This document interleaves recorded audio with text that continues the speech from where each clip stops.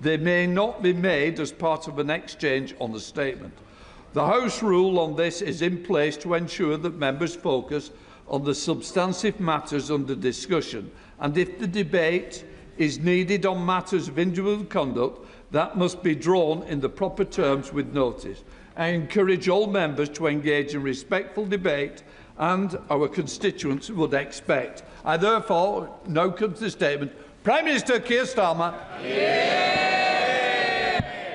Thank you, Mr. Speaker. With permission, I'd like to provide the House with information that I now have about the appointment of Peter Mandelson as our ambassador to the United States.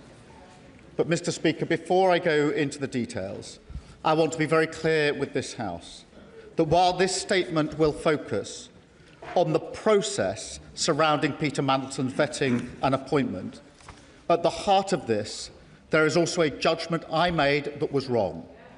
I should not have appointed Peter Mandelson. I take responsibility for that decision, and I apologise again to the victims of the paedophile Jeffrey Epstein, who were clearly failed by my decision. Mr. Speaker, last Tuesday evening, the 14th of April, I found out for the first time that on the 29th of January 2025, before Peter Mandelson took up his position as ambassador, the Foreign Office officials granted him developed vetting clearance against the specific recommendation of the United Kingdom security vetting that developed vetting clearance should be denied.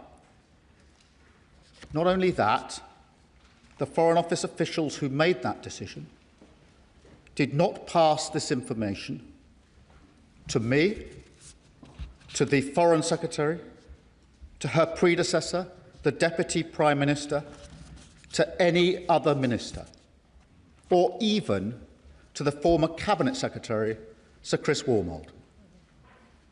I found this staggering, and therefore last Tuesday I immediately instructed officials in Downing Street and the Cabinet Office to urgently establish the facts on my authority.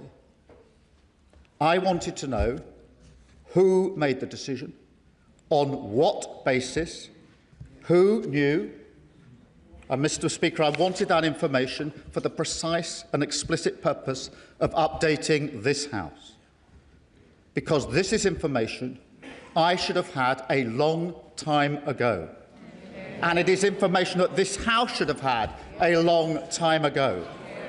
It is information that I and the House had the right to know.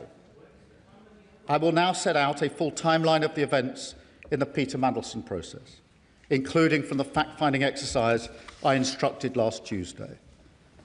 Before doing so, I want to remind and reassure the House that the Government will comply fully with the humble address motion of the 4th of February. Mr. Speaker, in December 2024, I was in the process of appointing a new ambassador for Washington. A due diligence exercise was conducted by the Cabinet Office into Peter Mandelson's suitability, including questions put to him by my staff in Number 10. Peter Mandelson answered those questions on the 10th of December, and I received final advice on the due diligence process on the 11th. I made the decision to appoint him on the 18th of December.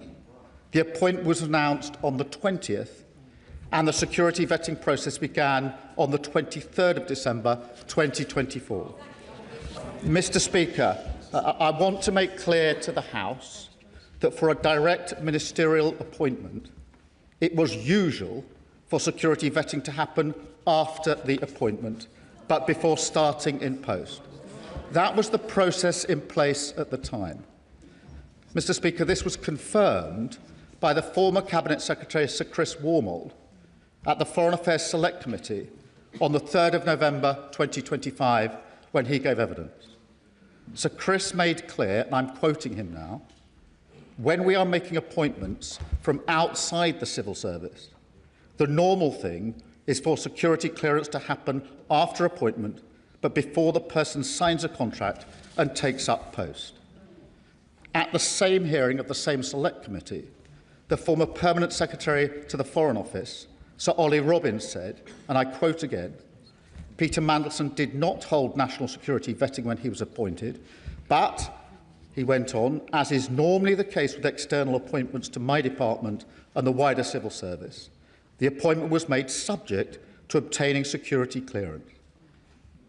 Mr. Speaker, after I sacked Peter Mandelson, I changed that process so that now an appointment cannot be announced until after security vetting is passed. Mr. Speaker, the security vetting was carried out by UK Security Vetting, UKSV, between the 23rd of December 2024 and the 28th of January 2025. UKSV conducted vetting in the normal way, collecting relevant information, as well as interviewing the applicant, in this case, on 2 occasions. Then on the 28th of January 2025, UKSV recommended to the Foreign Office that developed vetting clearance should be denied to Peter Mandelson. The following day, on the 29th of January 2025, notwithstanding the UKSV recommendation that developed vetting clearance should be denied, Foreign Office officials made the decision to grant developed vetting clearance for Peter Mandelson. To be clear, for many departments, a decision from UKSV is binding, but for the Foreign Office, the final decision on developed vetting clearance is made by Foreign Office officials, not UKSV. However, once the decision in this case came to light, the Foreign Office's power to make the final decision on developed vetting clearance was immediately suspended by my Chief Secretary last week. Mr. Speaker, I accept that the sensitive personal information provided by an individual being vetted must be protected from disclosure.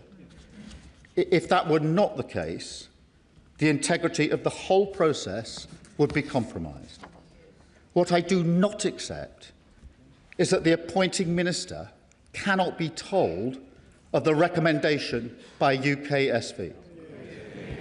Indeed, given the seriousness of these issues and the significance of the appointment, I simply do not accept that Foreign Office officials could not have informed me of UKSV's recommendations whilst also maintaining the necessary confidentiality that vetting requires.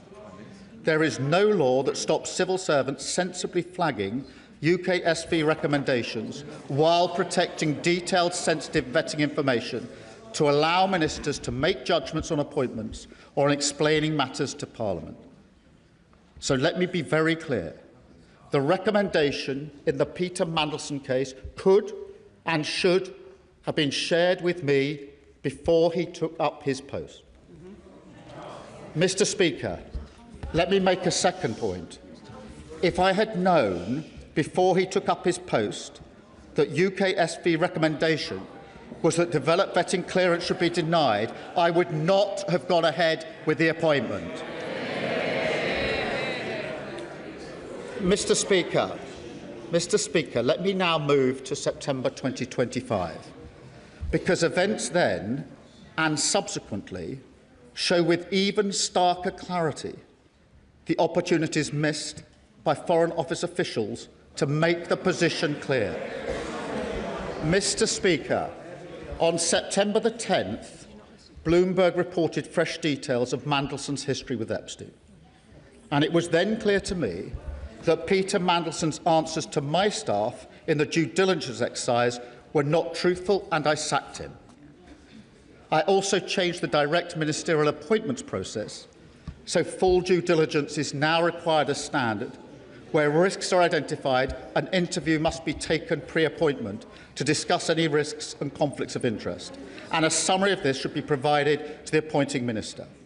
I also made clear that public announcements should not now be made until security vetting has been completed.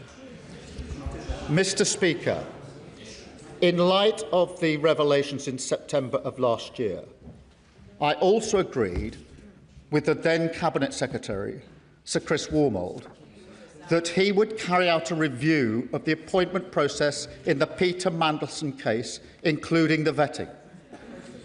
He set out his findings and conclusions in a letter to me on the 16th of September. He advised me in that letter, and again I quote, "The evidence I have reviewed leads me to conclude that appropriate processes were followed in both the appointment and the withdrawal of the former HMA Washington." When he was asked about this, Mr. Speaker, last week, the then Cabinet Secretary was clear that when he carried out his review, the Foreign Office did not tell him about the UK SV recommendation that developed vetting clearance should be denied to Peter Mandelson. I find that astonishing. As I said out Odyssey, I do not accept that I could not have been told about the recommendation before Peter Mandelson took up his post. I absolutely do not accept that the then Cabinet Secretary, an official, not a politician, when carrying out his review, could not have been told that UKSB recommended that Peter Mandelson should be denied developed vetting clearance. It was a vital part of the process that I had asked him to review. Clearly, he could have been told, and he should have been told. Mr. Speaker, on the same day as the then Cabinet Secretary wrote to me, so that's the 16th of September 2025, the Foreign Secretary and the then Permanent Secretary of the Foreign Office, Sir Ollie Robbins, provided a signed statement to the Foreign Affairs Select Committee.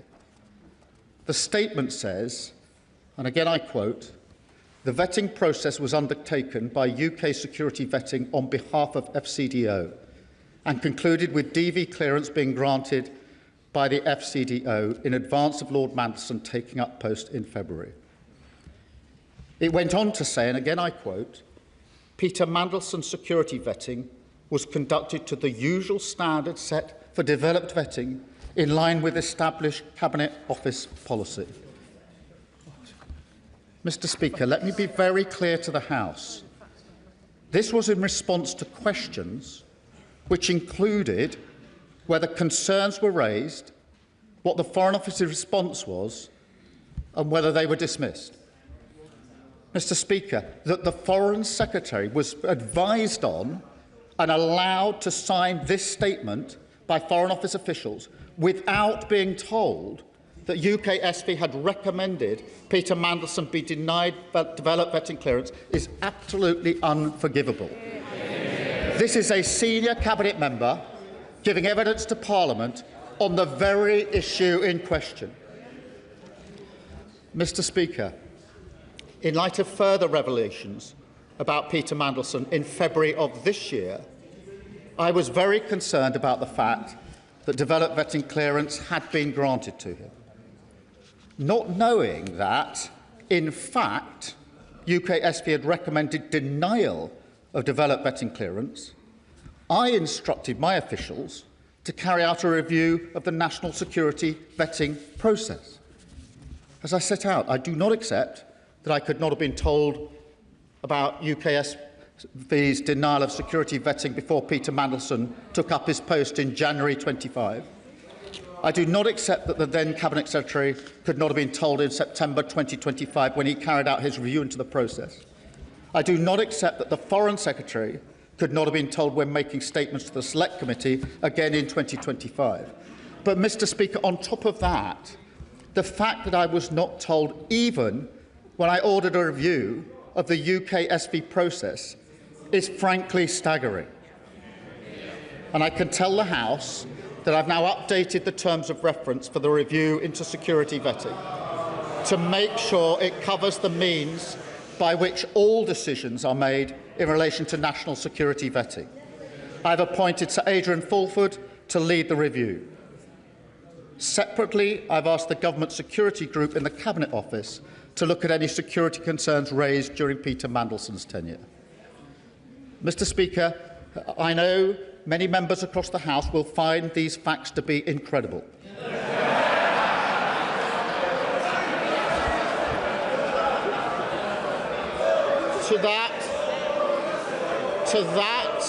To that, I can only say they are right. It beggars belief that throughout the whole timeline of events, officials in the Foreign Office saw fit to withhold this information from the most senior ministers in our system in government. That is not how the vast majority of people in this country expect politics, government or accountability to work. And I do not think it's how most public servants think it should work either.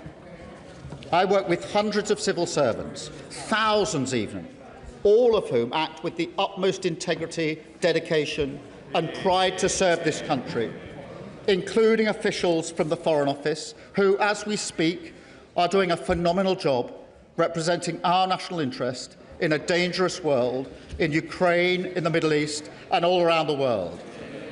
This is not about them, but yet it is surely beyond doubt that the recommendation from UK SV that Peter Mandelson should be denied developed vetting clearance was information that could and should have been shared with me on repeated occasions and therefore should have been available to this House and ultimately to the British people. And I commend this statement to the House. Kemi Badenoch, Leader of the Opposition. Thank you, Mr. Speaker. And I thank the Prime Minister for advance sight of his statement. His reputation is at stake. Everyone is watching. It is finally time for the truth. Earlier today, Mr. Speaker, Downing Street admitted that the Prime Minister inadvertently misled the House. The Prime Minister has chosen not to repeat that from the dispatch box. I will remind him that under the Ministerial Code, he has a duty to correct the record at the earliest opportunity. The Prime Minister says he only found out on Tuesday that Peter Mandelson failed the security vetting. The earliest opportunity to correct the record was Prime Minister's questions on Wednesday, almost a week ago. This is a breach of the Ministerial Code. Under that code, he is bound to be as open as possible with Parliament and the public in answering questions today. So let me start with what we do know. We know the Prime Minister personally appointed Peter Mandelson to be our ambassador to the United States. We know that Mandelson had a close relationship with a convicted paedophile. We know that he had concerning links with Russia and China, links that had already raised red flags. We know that the Prime Minister announced the appointment before vetting was complete, an extraordinary and unprecedented step for the role of US ambassador. The Prime Minister says that it was usual for this because it was a political appointment. So I will remind him and the rest of the Labour front bench who are heckling that Peter Mandelson was a politician who had been sacked twice from government for lying. That meant he should have gone through the full security process. And we also know, finally, Mr. Speaker, that when Peter Mandelson failed the security vetting, he was allowed to continue in the role with access to top-secret intelligence and security information. This goes beyond propriety and ethics. This is a matter of national security. So let me turn to what we do not know. We still do not know exactly why Peter Mandelson failed that vetting. We do not know what risks our country was exposed to, and we do not know how it is possible that the Prime Minister said repeatedly that this was a failure of vetting, went on television and said things that were blatantly incorrect, and not a single advisor or a single official told him that what he was saying wasn't true. At every turn, with every explanation, the government story has become murkier and more contradictory. It is time for the truth. There are too many questions to ask in the allotted time, Mr. Speaker, so I'm now going to ask the Prime Minister just 6 questions, and I have taken the unprecedented step of providing these questions to the Prime Minister in advance. So he has them in front of him. And I have asked for these questions. To be put online for the public. They and I expect him to answer. The Prime Minister appointed a national security risk to our most sensitive diplomatic post. Let's look at how this happened. The right honourable gentleman told me at PMQs in September 2025 that full due process was followed in this appointment. We now know that in November 2024, Lord Case, the then Cabinet Secretary, told him this process required security vetting to be done before the appointment. He did not mention any of what Lord Case said in his statement earlier. So, first question, does the Prime Minister accept that when he said on the floor of the House that full due process was followed, this was not true? Secondly, on the 11th of September last year, journalists asked his Director of Communications if it was true that Mandelson had failed security vetting. These allegations were on the front page of a national newspaper, and yet Number 10 did not deny the story. Why? 3. Will the Prime Minister repeat from the dispatch box his words last week that no one in Number 10 was aware before Tuesday that Mandelson had failed his vetting? The Prime Minister says he's furious that he wasn't told the recommendations of the vetting. Yet on the 16th of September, a Foreign Office Minister told Parliament, and I quote, "The national security vetting process is rightly independent of ministers who are not informed of any findings other than the final outcome." This was the government's stated process. So why is the Prime Minister so furious that it was followed?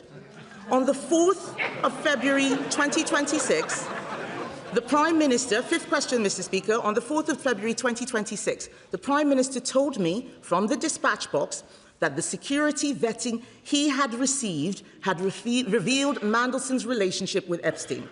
How could he say that if he had not seen the security vetting?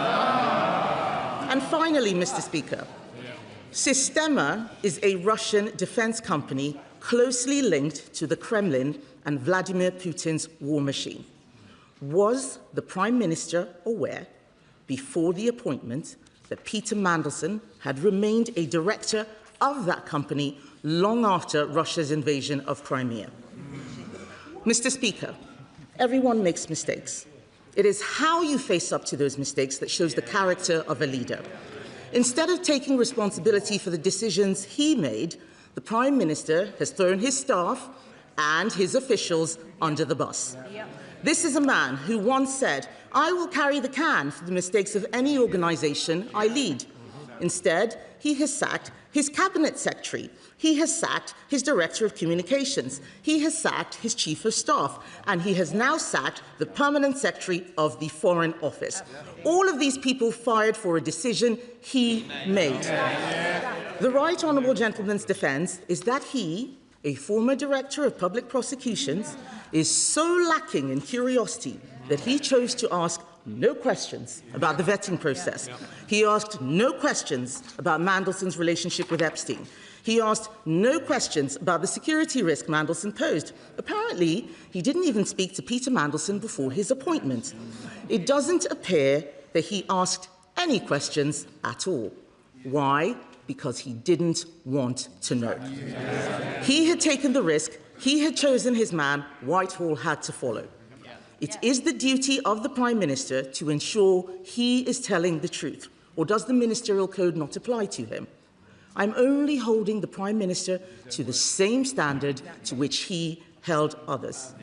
On the 26th of January 2022, the Right Honourable Gentleman said to a previous Prime Minister at this dispatch box, if he misled the House, he must resign.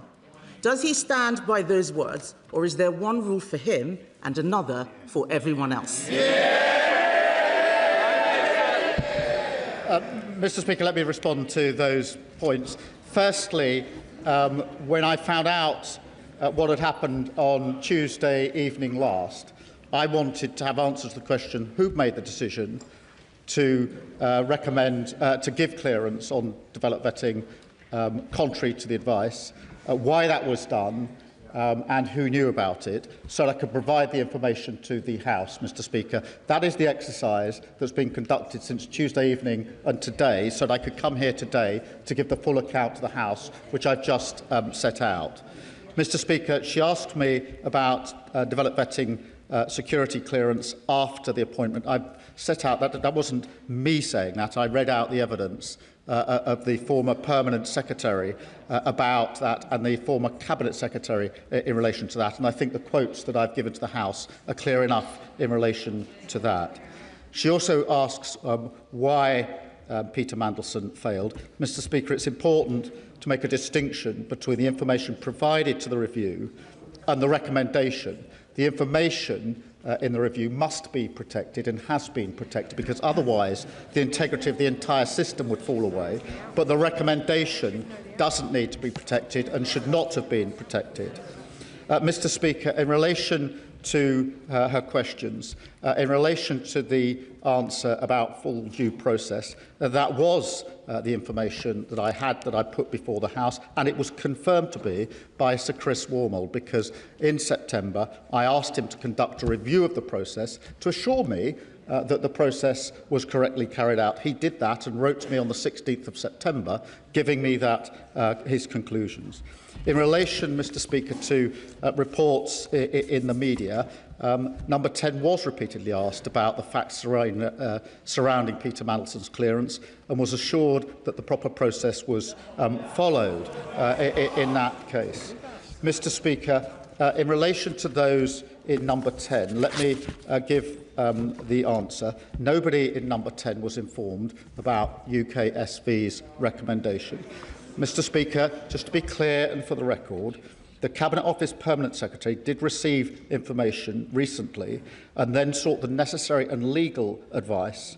Once those checks were completed by the Cabinet Office Permanent Secretary, I was told, that is in the last 2 weeks or so, that was entirely the right procedure, to get the legal advice and then to bring it to my attention at the first opportunity. It was the right procedure that was followed by my officials in the last few weeks. Mr. Speaker, in relation to why I was furious about the process, for the very reason, Mr. Speaker, I strongly believe I should have been given this information at the very outset.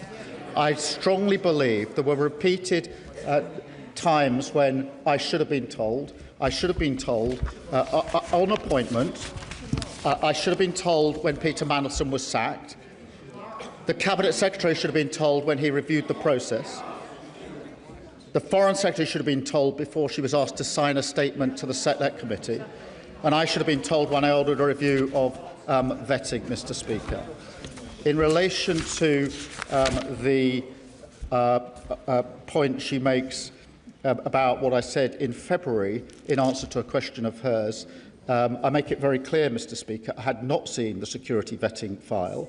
I did not know that UKSV... The question asked me about vetting. I knew about the due diligence, and that's why I put before the House what I knew about the due diligence in relation to Epstein. The question asked me about vetting, and I knew what the due diligence has said, and therefore I told the House what the due diligence has said. I didn't tell them what security vetting had said because I hadn't seen the file in relation to that. Mr. Speaker, in relation to the particular details in relation to Peter Mandelson, I acted on all of the information that I had available to me. The simple fact of the matter is I should have had more information. I didn't have that information. The House should have had that information, and I've now set it out in full to the House. Chair of the Foreign Affairs Select Committee, named Emily Thornbury. Thank you very much, Mr. Speaker. The truth is that my committee did ask. We asked on the record, and we got a partial truth that could hardly be the whole truth. But we are on record as asking the very questions that hecklers on the other side say should have been asked. And the answers are there on the record to see just what we got when we did ask. Exactly. Mr. Speaker, may I just turn to my question? A month before Mandelson's appointment was announced, the then Cabinet Secretary advised that the necessary security clearance should be acquired before confirming a political appointment. That doesn't seem to have been the usual practice. I'm glad that it's changed because it was clearly abused. Because what happened was that somebody, probably Peter Mandelson himself, leaked to the press his appointment as US ambassador, effectively bouncing the government into confirming it. But then when the confirmation did come forward about his appointment, it did not make clear that it was subject to vetting in either the offer letter to Peter Mandelson or in the government's press release. I'm afraid to say, doesn't this look like, for certain members of the Prime Minister's team, getting Peter Mandelson the job was a priority that overrode everything else, and that security considerations were very much second order? Prime Minister. Well, can I thank her for her question? Her committee did ask relevant questions, and that's why I have indicated that it was unforgivable that the Foreign Secretary was asked to sign a statement in response to those very questions without being told about the recommendation. The questions were asked. She was asked to advised and asked to sign a statement without being told the relevant information, and that is unforgivable. As for the appointment before developed vetting, I've changed that process now so that it can never happen again, and she heard me quote the evidence of the former Cabinet Secretary and the former Permanent Secretary in relation to that. Mr Speaker, can I just deal with the third point she makes? And that is that somehow the Downing Street's wish to appoint Peter Mandelson overrode security concerns. Mr Speaker, let me be very clear. If I had been told that Peter Mandelson or anybody else had failed security and had not been given clearance on security vetting, I would not have appointed them. A deliberate decision was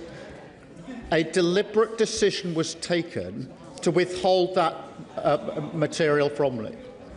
A deliberate decision was taken to withhold that material. This was not a lack of asking. This wasn't an oversight. It was a decision.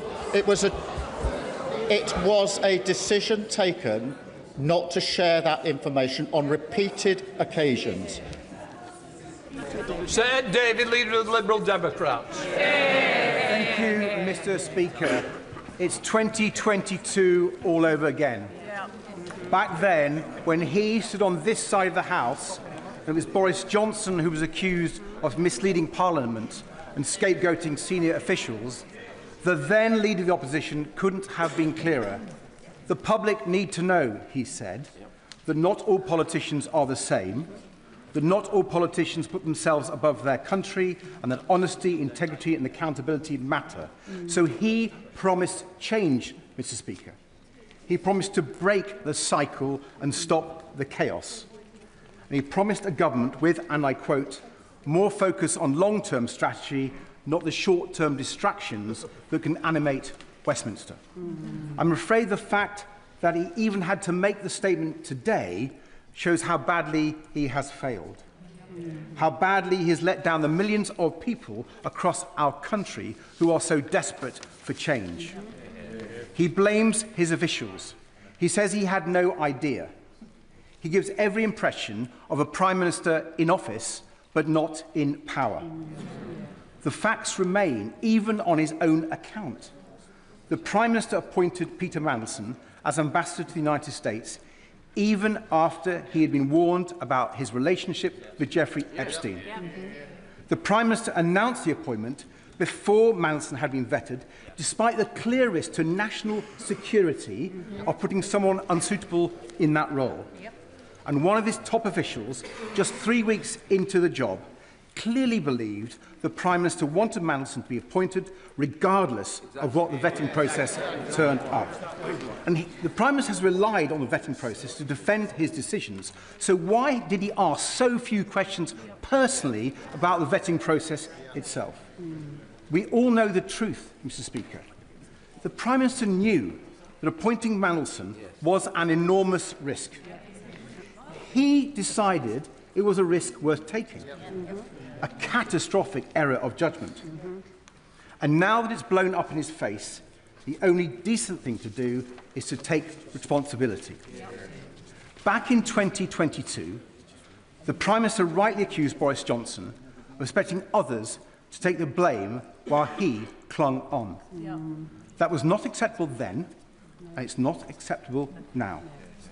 So I hope the Prime Minister can at least tell the House this, and we'll be listening very carefully to his answer. Was he given advice by Simon Case, the then Cabinet Secretary, that the necessary security clearances should be acquired before he confirmed his choice for US Ambassador? And did he follow that advice? Yes or no? Mr. Speaker, after the years of chaos under the Conservatives, we needed a government focused on the interests of the people, the cost of living crisis, the health and care crisis, our national security. We needed a government of honesty, integrity and accountability. So will the Prime Minister finally accept that the only way he can help to deliver that is to resign? Prime Minister. Mr. Speaker, I set out in my statement the full facts. And in September, when the Bloomberg emails came to light, I asked the Cabinet to review the process, then Cabinet Secretary to review the process. He told me the process was as it should have been. And as soon as the information about security vetting came to light last Tuesday, I asked for the facts to be established so I could update Parliament. He asks me about the announcement before developed vetting. He's heard the evidence that I've given to the House from the former Cabinet Secretary and from the former Permanent Secretary. In relation to the advice from Simon Case, Mr. Speaker, when I asked the former Cabinet Secretary to review the process after September 25, he specifically addressed whether the process had been followed by referencing the Simon Case letter and assured me that the process was the right process to have followed. So in answer to his question, that was specifically looked at by Sir Chris Wormold in the review that was conducted in September of last year. Dame Diane Abbott. Sorry, Diane Abbott.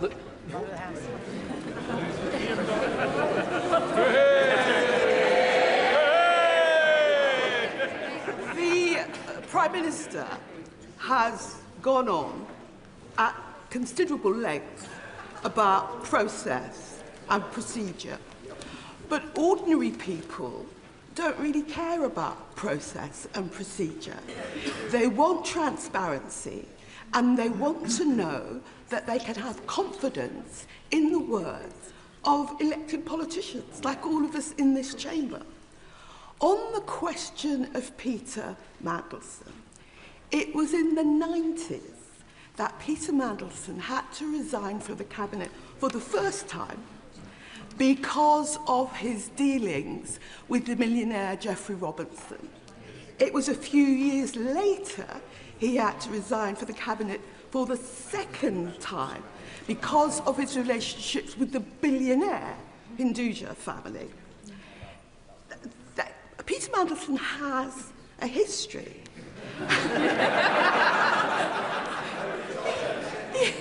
Peter Mandelson has a history. And what this House wants to know is why, knowing Peter Mandelson's history, going back now 30 years, and given what has been known, it's one thing to say, as he insists on saying, nobody told me. Nobody told me anything. Nobody told me. The question is, why didn't the Prime Minister ask?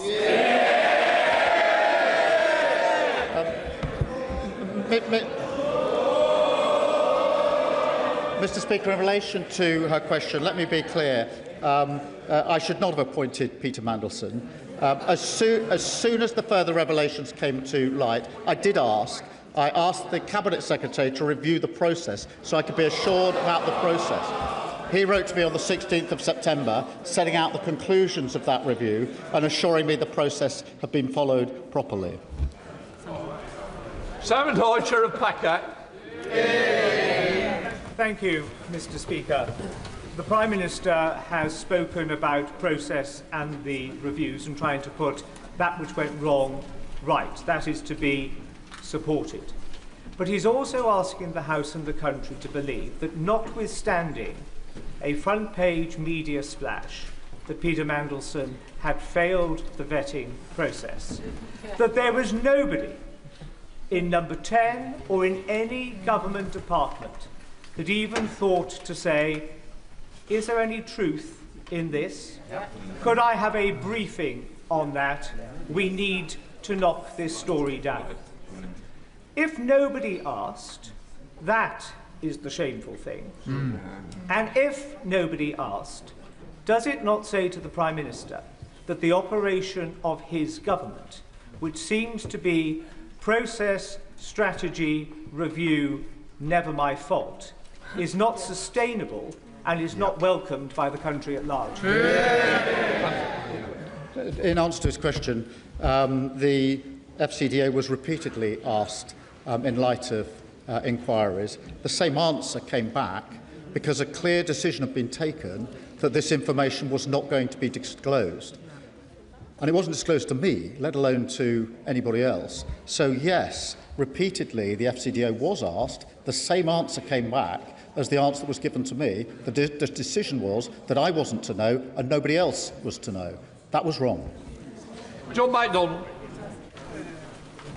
Can I say that on this side of the House at least, to my honourable friend, many will appreciate his apology today.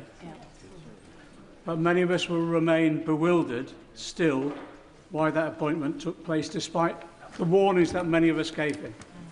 And isn't the reality this, that when he sought to realise his ambition to become leader of the Labour Party, with very little base within the party, he became dependent on McSweeney and Mandelson and Labour together to organise, fund his election. And that when he became Prime Minister, the reward for McSweeney was control of Number 10, and for Mandelson, the highest diplomatic office. And the message, the unspoken message to civil servants was, what Mandelson wants, Mandelson gets. This has damaged the party that I've been a member of for 50 years. I urge him to take steps to clear this toxic culture out of our party and take the first step by having an independent inquiry into Labour together. Prime Minister. Mr. Speaker, can I just deal with what's at the heart of that question in relation to an unspoken message to civil servants? I don't accept that, Mr. Speaker.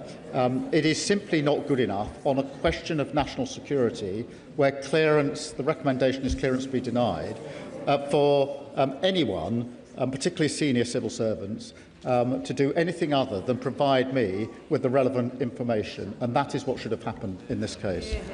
Sir Jeremy Wright. Very much, Mr. Speaker.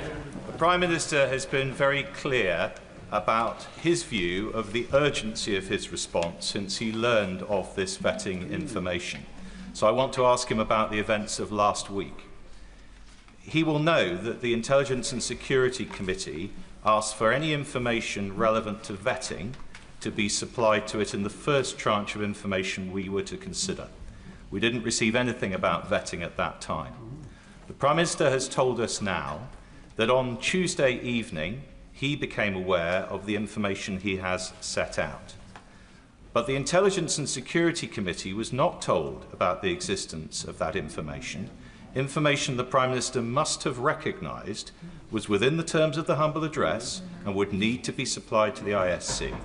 We were not told by his officials about the existence of that information until Thursday, after it had been published, its existence had been published in the Guardian newspaper.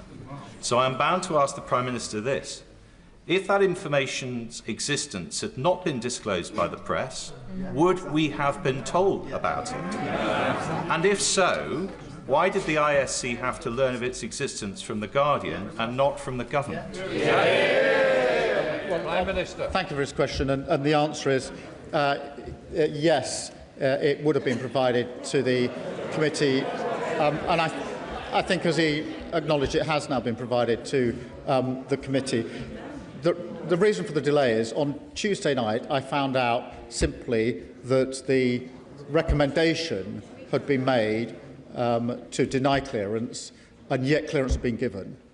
I wanted to understand who gave that clearance, on what basis, and who knew about it, so I could update the House and obviously make the information available to the committee. And that's what I asked on Tuesday night my officials urgently to do, so that the full picture could have been put before both the House and the committee. And I'll make sure that the full picture is put before the committee.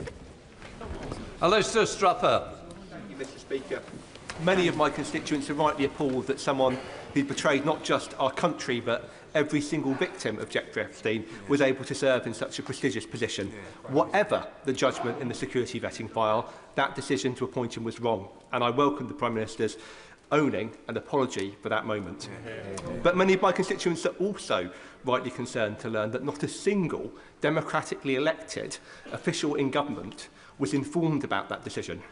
Given this, what undertakings is the Prime Minister instigating right across government to ensure that in the future it's our democratic decision makers who are putting the full picture for these crucial judgments?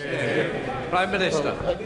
Can I thank him? And Mr. Speaker, that is precisely why I've asked for the entire developed vetting process to be reviewed by Sir Adrian Fulford, and I've made it absolutely clear to this House and to the civil service that my strong view is that the information that was not provided to me could have been provided and should have been provided. Thank you, Mr. Speaker. The Prime Minister wants us to focus on process and not his judgment. But this entire sorry episode is the direct result of his decision to make a direct appointment to one of the most senior roles in the FCDO of somebody who was wholly inappropriate for the role. So can the Prime Minister at least confirm to the House that this was a singular error of judgment and that his number 10 operation has not proposed political appointee for any other senior role in the FCDO?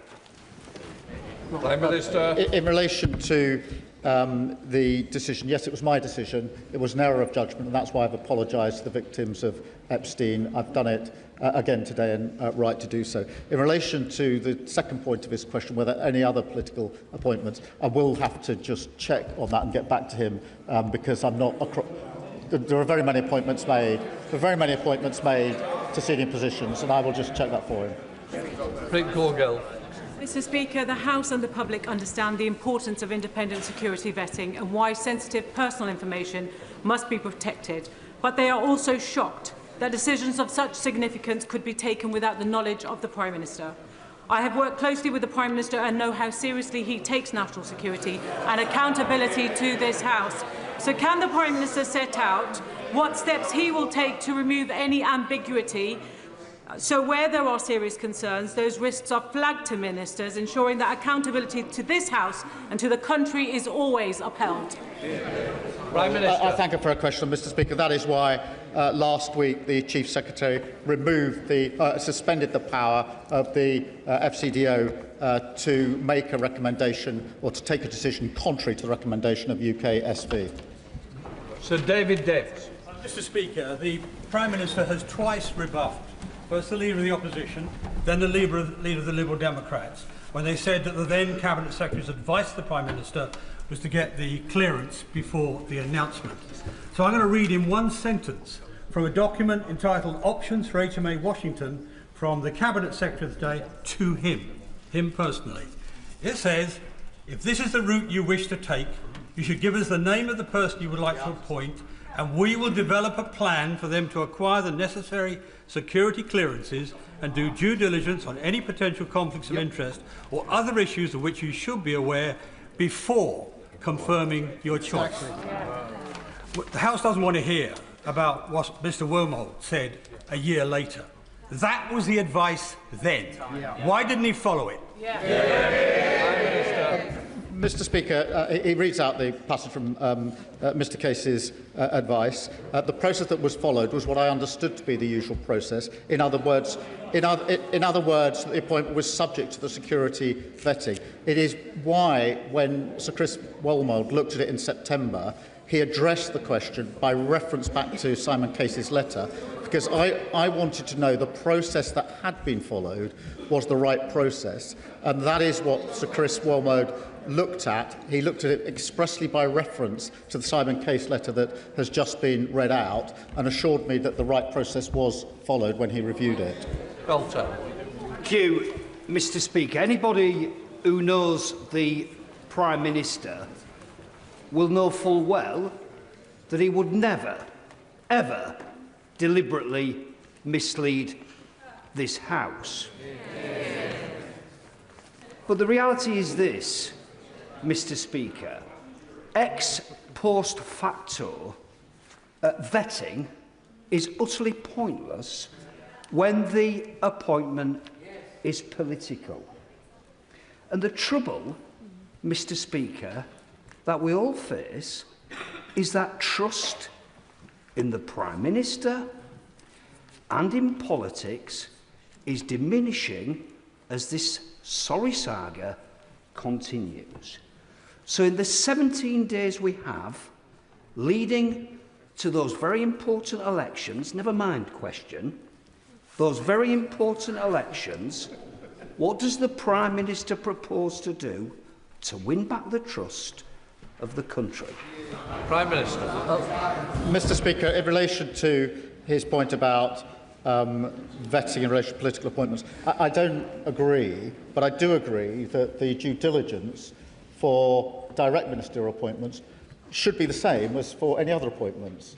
It clearly wasn't, and that's why in September I ordered that it be changed in order to make sure it is the same process, whether it's a direct ministerial appointment or any other appointment. In relation to the country, Mr. Speaker, it is important that we remain focused on the cost of living and on dealing with the war on two fronts that we face in this country, and I intend to do that. Stephen Flynn. Mr. Speaker, the harshest and most important truth in this entire process is that the Prime Minister of the United Kingdom chose to proactively ignore the victims of Jeffrey Epstein when he made the political choice to put Peter Mandelson in as the UK's most senior diplomat in the United States of America, despite knowing that he had maintained a friendship with Jeffrey Epstein himself. We have since seen Peter Mandelson be investigated for potential misconduct in public office, and we, of course, now learn through the media that Peter Mandelson had failed his security vetting. The Prime Minister blames all of this, all of it, on the judgment of others. But I'm interested in his judgment. Does he believe himself to be gullible, incompetent, or both? Yeah. Prime Minister. Mr. Speaker, I thank him for his question. I've laid out the relevant facts. It is absolutely clear that nobody is suggesting that this information was made available to me. It clearly wasn't made available. It should have been made available, and I would not have made the appointment had it been made available. That is why I set out the facts in some considerable detail to the House, with relevant quotes from all the relevant players in this. Stella Creasy. Thank you, Mr. Speaker. The Prime Minister is being candid about some of the challenges in this process. I'm sure he will share the frustration across this House that revelations keep coming and this matter keeps coming back to Parliament. Now, he says that he has acted to prevent any further challenges in the vetting system for the government for senior appointments. Can he therefore give all of our constituents and this House the reassurance that he has no further sense there will be any challenges to any other senior appointments through the vetting process that this government has made? Well, Mr. Speaker, that is precisely why I've asked for a review to be carried out of the security vetting. I have no reason to believe that to be the case, but I want to be assured about the security vetting process, and that's why I've asked Sir Adrian Fulford to look at it so he can give me that further reassurance. I will then, of course, pass that on to the House. Dame Karen Bradley. Thank you very much, Mr. Speaker. The Prime Minister has just told us that after he sacked Peter Mandelson, he changed the process so that now an appointment cannot be announced until after security vetting is passed. Why did he do that if he didn't think there was a problem with the security vetting? Well, Mr. Speaker, in September, it became clear to me that in relation to the due diligence that had been carried out by the Cabinet Office, Peter Mandelson had been asked questions by my staff and given answers which were not truthful. That was exposed by the Bloomberg emails. At that point, I became concerned about the entire process. I asked for the review of the process by Sir Chris Wormold, which he carried out, but I also made it immediately clear that I would change the due process so that whether it's direct ministerial appointments or any other appointments, the same process was gone through. And I also wanted to make it clear that I didn't think that it was right that appointments should be announced before security vetting was gone through in any circumstances, and therefore I changed it straight away. Rachel Blake. Thank you, Mr. Speaker. My constituents are deeply concerned about the appointment of Peter Mandelson, and they want to see complete transparency going forward. I'm really concerned to read that the civil servants in the Cabinet Office may have had this information about a month ago, and it has taken them this long to be able to be in a position where they can share the information with the democratically elected person making this appointment. What can the Prime Minister share with us today so that we don't have to face this type of issue going forward? Prime Minister. Can I address that head on? Because what happened was that the information came to the attention of senior civil servants who were in fact doing the compliance work on the humble address. When they saw the information about developed vetting, they took legal advice straight away to ask whether it was legal to disclose that to me. They got that advice, and as soon as the advice was given, they disclosed it to me straight away last Tuesday. That was the right and appropriate thing for them to do. There's no criticism of what they did. Rachel Gilmore. Thank you, Mr. Speaker. We know that last September, MI6's finding that Mandelson's compromising business interests was accurate. I mentioned it myself on September the 15th in 2025. He failed his security vetting. We also know the former Cabinet Secretary advised the Prime Minister to carry out security clearance for Mandelson before his appointment. It was reported in the Times yesterday that Mandelson was given strap, very, very highest security vetting, well beyond DV, despite being failed for DV. It is likely that the Americans will have serious questions about what secrets of theirs a compromised British ambassador might have accessed. Despite all this, we also know that the PM and Number 10 were utterly determined to appoint Mandelson as ambassador to DC, come hell or high water. My question is why? Prime Minister. Can I assure her that I have ordered a review of any national security issues arising in relation to what I found out last Tuesday, and I'll obviously update the House when that review is complete. Dr. Rupa Hutt. Thank you, Mr. Speaker. And I also thank the Prime Minister for his heartfelt statement. And, if we're judging parties on actions, not words, for reviving the post of anti-corruption czar. It was vacant for 3 of his predecessors, years and years, starting with Boris Johnson's lockdown breaches. So can I ask the Prime Minister, now that we have the heavyweight Margaret Hodge in post, what plans does he have for this broader policy area? Well, I'm sure that Margaret Hodge will do a very good job in that role, as she's done in so many other roles previously. Sir Julian Lewis. Who first suggested to the Prime Minister that Mandelson should be appointed as our ambassador to the United States, or was it just his own idea? Did it never cross his mind that Mandelson was at risk of failing the vetting process? And before sacking Oliver Robbins last week, did the Prime Minister ask him why he overruled the verdict of the security vetters, and if so, what was his explanation?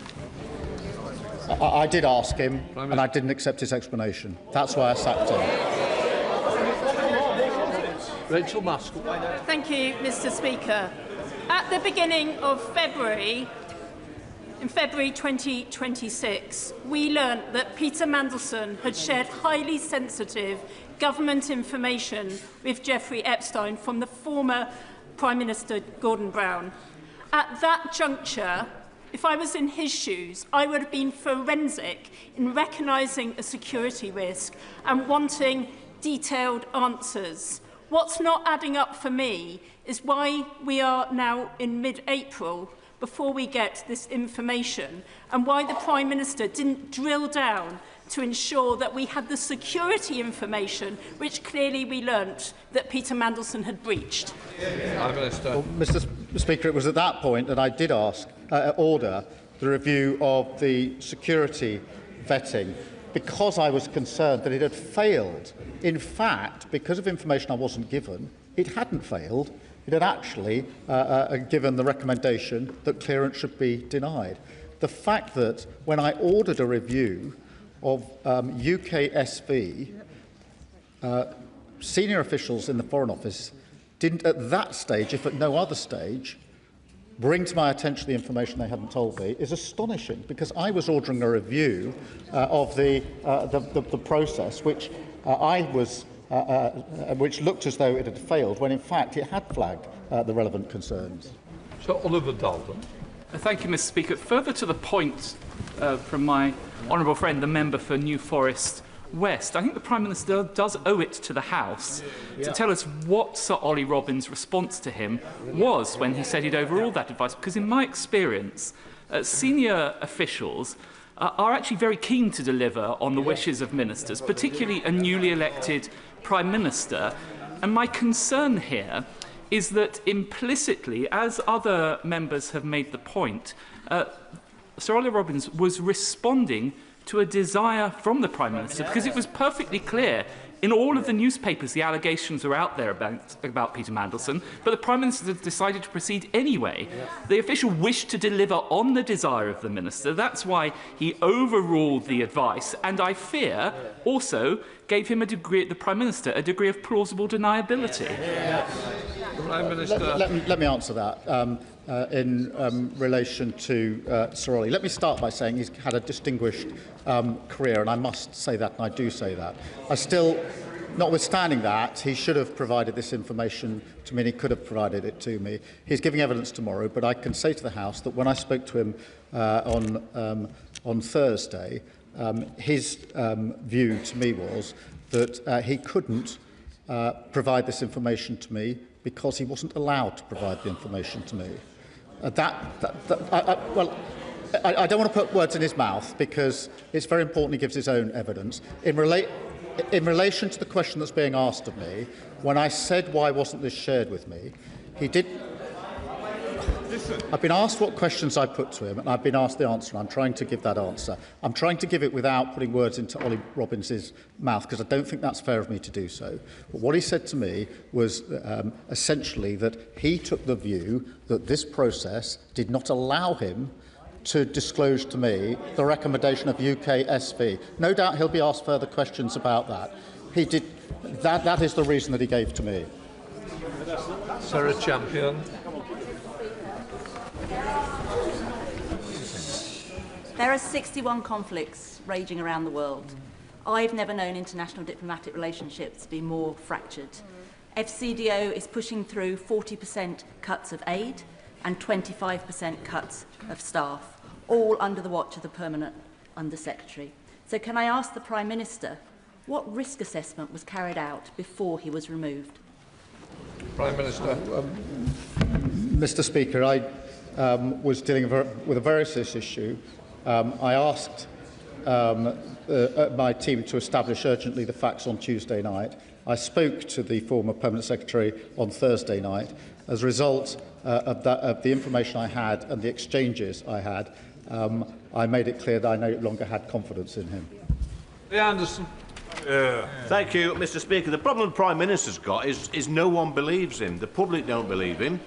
The MPs on this side of the House don't believe him. His own gullible backbenchers don't believe him. So does the Prime Minister agree with me?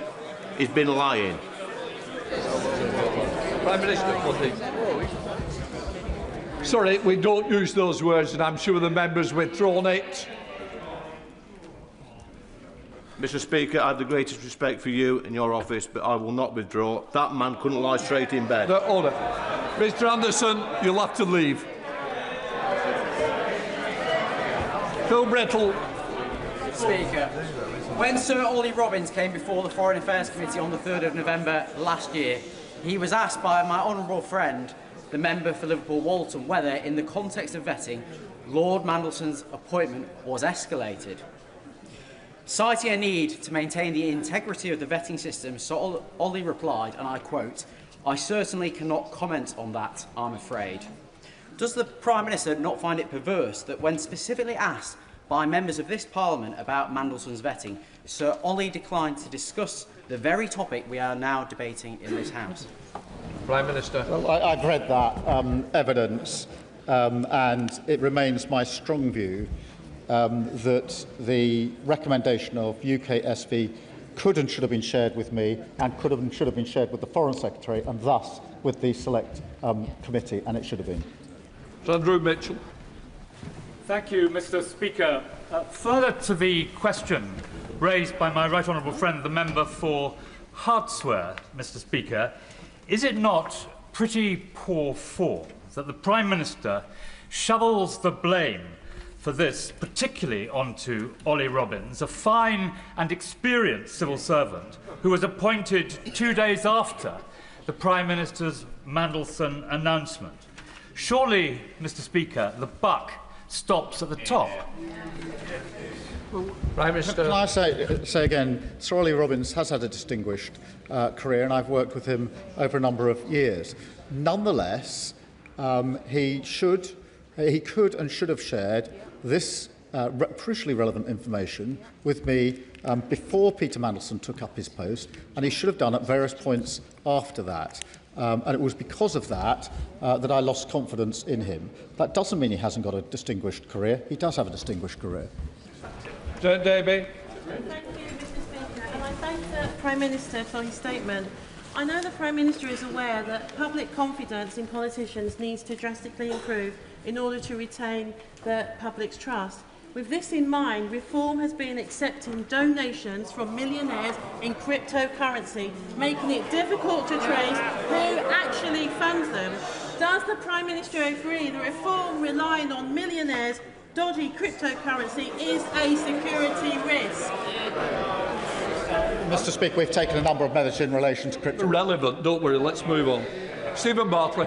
Thank you, Mr. Speaker. In the readout of the Prime Minister's meeting on the 15th of April on vetting, it says, and I quote, "There is no evidence that the decision to grant DV, despite the UKSV advice, had been disclosed to anyone outside FCDO and UKSV until the vetting document itself was shared with the Permanent Secretary of the Cabinet Office." Is he therefore saying that neither the Chair of the Joint Committee on Intelligence nor the National Security Advisor were aware of this security risk with our most important strategic ally until the vetting document itself was shared with Cat Little? Prime Minister. So sorry. I understand that to be the case. Obviously, no, I'm only saying that it wasn't my decision to withhold it. I understand, if I've understood Sir Ollie's position correctly, that his argument is he can't share it, or he couldn't share it with anyone. With anyone. That's as I understand it. It certainly wasn't shared with the National Security Advisor. I don't think it was shared with anybody else. But it's a question that, as far as I know, it hasn't been until it was seen by my officials, legal advice was taken and shown to me. It wasn't shared with anybody else. Rinder Singh Joseph. Thank you, Mr. Speaker. I thank the Prime Minister for his statement and the clarity contained within that, and for his apology again. Despite the protestations of leaders of parties opposite and members opposite, and including some on these benches as well, I'm sure everybody in this House agrees that the government of the day should take advice of our intelligence and vetting services and act on it. Yes. In view of everything we have heard, and this is a fundamental question for me, how can government act on intelligence service and vetting advice if ministers never get to receive that advice? Prime Minister. Well, Mr. Speaker, in many instances, it's the recommendation of UKSV that is effectively the final decision. So, of course, it's known. In the Foreign Office, there is the additional part of the process in which the final decision is, in fact, taken by the Foreign Office officials rather than the recommendation of UKSV. That is what has now been suspended, so that in the Foreign Office as well, the recommendation of UKSV is what matters. Gavin Robinson. Thank you very much, Mr. Speaker. Mr. Speaker, the Prime Minister knows that he is the main character in an ongoing national scandal. And given all the blame apportioned in his statement, It is incredible that only one person has lost their position. But would the Prime Minister also recognise it is incredible to learn that in Northern Ireland a political appointment was made following the refusal to clear an individual for security access, that they have continued in their post, engaged on issues connected with the legacy of our troubled past with full security clearance, despite security service concerns, and they continue to this day. So if the Prime Minister is ordering a review by Sir Adrian Fulford, will he ensure it includes within its terms of reference or separately a deep dive into the appointment of Marie Anderson, the Northern Ireland Police Ombudsman? Why she was appointed, why the security information was ignored, and how this can be the case. Prime Minister. Can I thank him? And I will ensure the review covers all the relevant issues and material, and I'll take into account what he's just said. Oregon. The Prime Minister has the right to expect that his senior civil servants will always tell him the truth and the whole truth. He will recall that Mrs. Thatcher used to say of Lord Young that she liked David because he always brought her solutions and not problems, while her other ministers brought her problems. Does he believe that there is a problem within the civil service, that promotion and advancement is on the back of not giving your ministers problems, and that on this occasion the senior official at the FCDO knew that if he did tell the Prime Minister what he ought to have told the Prime Minister, he was bringing him a problem? Prime Minister. Well, I thank him. Can I just be clear? We have thousands of civil servants acting every day with integrity and professionalism, doing the job to their very best ability. As I understand what Sir Ollie is saying, he is saying that he believed he couldn't give me this information, that he was prohibited from doing so. I disagree with him. I think he could and should have given me this information, but I don't think that that is any reason to suggest that across the civil service people act for any improper motive. Sir Bernard Jenkins. Thank you, Mr. Speaker.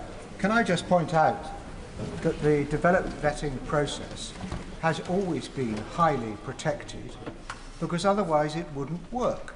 People would not give information to the developed vetting process if they thought that any detail of that was likely to be disclosed, or even if the result, the assessment, low, medium or high risk, was likely to be exposed. And that is why the previous Labour government in 2010 wrote into the Constitutional Reform and Governance Act, Section 3, in order to prohibit that disclosure. And if he is now saying that developed vetting is now going to be available to ministers on a routine basis, wouldn't it be undermining the very process upon which we depend for our national security? Prime Minister. With respect, I don't agree with his analysis. I certainly agree that the information that's provided into the process by the applicant has to be protected, because as anybody who's been through the process will know, it's an incredibly detailed and intrusive process, and it's very important that individuals give full and truthful accounts of all the questions they're given to them. That is why that needs to be protected. I do not accept that means that the recommendation of a UK SV cannot be shared with ministers, including the Prime Minister. I think there's a distinction between the two. I accept the first. I utterly reject the second. Jane Kirkham. The Foreign Office shared the outcome of the vetting process, but not the conclusions of the vetting reports. Not just the detail, but the conclusions too. If the Prime Minister is going to own a decision, he needs to know what is within it. What changes will he be making to stop this happening again? Prime Minister. Well, I thank you for a question, and that's why I've asked for a review of the entire process so it can be looked at from start to finish, including the question of whether there should be any circumstances in which the recommendation of UKSV could not be followed. Lisa Smart. Mr. Speaker, I'm going to try again because a number of members and right honourable members have asked a question and I'm not quite sure I heard an answer from the Prime Minister. Why did the Prime Minister choose to ignore the advice from the then Cabinet Secretary, Simon Case, to seek security vetting before confirming Peter Mandelson as his pick? I understood the procedure to be that the appointment was made subject to the security vetting. That's what I was told. But the question she raised is the question I raised in September, which is why I asked Sir Chris Walmold to look at the process and in particular, he looked at the advice, the letter from Simon Case, to answer the question: was the process followed? And he gave me the answer that he thought right, having concluded that process. Debbie Abraham. Thank you, Mr. Speaker, and I thank my right honourable friend for his statement. But for clarity, could he confirm to whom and when the UK security vetting report outcomes were made available, and also what guidance is given to senior officials on matters that must be escalated to their ministers? Prime Minister. The process was that UKSV informed FCDO of their findings and their recommendation. Then there's an escalation process. It's part of the process in the sense that it is the FCDO in these particular cases to make the final decision, which is what they did in this case. Sir Ian Duncan-Smith. Speaker, I want to return again to the real nub of what this is. The Prime Minister knew, as we all knew, about his representation as to who should actually be the ambassador. In this particular case, a man that had been sacked twice out of Cabinet, but more than that, in the public domain at the time were all his links clear with the Chinese companies and his meetings with Xi. Furthermore, his time in Sistema, where he stayed there after 2014 in the invasion, not just for that, but his meetings with Putin, and, of course, his relationship with Deripaska, who was negotiating on the tax levels and the tariffs on aluminium when he was the EU Commissioner responsible. So with all of that going on, his announcement of this man into the ambassadorial position, why did he think that therefore he didn't know something about him?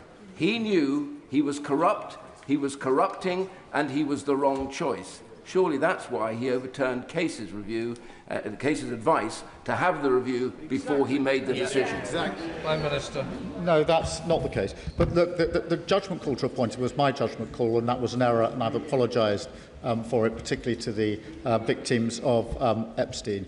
But the developed vetting process was carried out in the way I've indicated to the House. I should have been told at the time of the recommendation. Had I been told, I wouldn't have made the appointment. Neil Duncan-Jordan. Thank you, Mr. Speaker. Today's statement may well be about process and procedure, but surely, Prime Minister, the real issue is why, when Peter Mandelson's reputation was already known, was he ever considered for such an important role? Prime Minister. Well, Mr. Speaker, I've accepted that that was my decision and I've apologised for it. Ellie Chalmers, Dr. Ellie Chalmers. Thank you, Mr. Speaker. The Prime Minister says it's staggering and unforgivable that he wasn't told about the vetting. But what's really staggering and unforgivable is that he appointed Peter Mandelson before the vetting, that he appointed Peter Mandelson knowing about his friendship with the paedophile Jeffrey Epstein. What's unforgivable is that the Prime Minister was more concerned with pandering to Donald Trump than with standing with the victims and survivors. Now, the Prime Minister has not accepted a simple sorry from his civil servant. He thinks that's inadequate. The country thinks a simple sorry is inadequate from him. Will he take personal responsibility for his staggering and unforgivable errors of judgment and resign? Prime Minister. Mr. Speaker, I've set out to the House the facts of what happened in this particular case, and I am staggered, and I find it unbelievable I wasn't given the information I should have been given. Richard Bergen. Mr. Speaker, The Prime Minister made the political decision to appoint Peter Mandelson, but central to that decision, along with other policy and political position decisions, would have been the Prime Minister's former Chief of Staff, Morgan McSweeney. So can the Prime Minister confirm to the House whether Morgan McSweeney passed all his security vetting, and confirm whether or not Morgan McSweeney ever handled documents for which he had anything other than the appropriate level of clearance? Prime Minister. All the appropriate necessary developed vetting has taken place in number 10, and everybody has passed that. Everyone passed it. Well, Francois.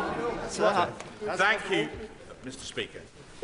If, as we've been assured, there was no law that prevented the Permanent Under-Secretary telling the Prime Minister the outcome of Mandelson's developed vetting, then presumably by the same token, there was no law that prevented the Prime Minister from asking. So can he be very clear with the House on one point?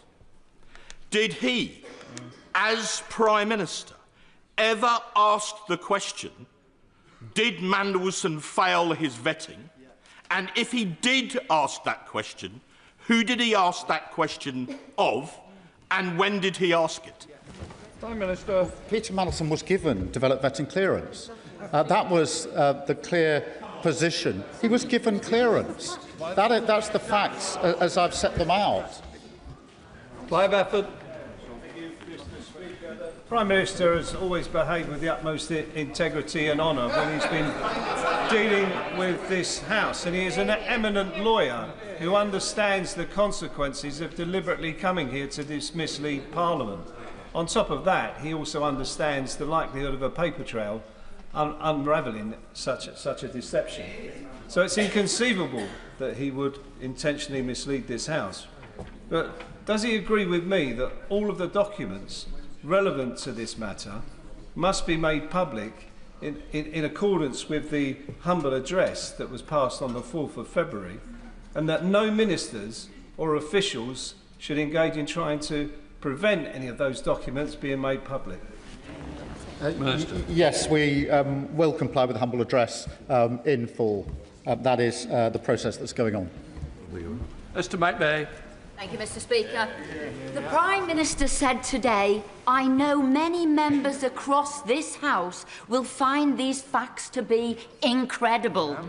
He's right, we do, along with his staggering lack of curiosity and his inability to take on board warnings about his good friend Peter Mandelson, because the Prime Minister was given a due diligence document by the Cabinet Office which told him several reasons why Peter Mandelson should not be appointed. Fired twice from government, business dealings in Russia and China, and the fact that he'd maintained a relationship with Epstein after his imprisonment for paedophilia.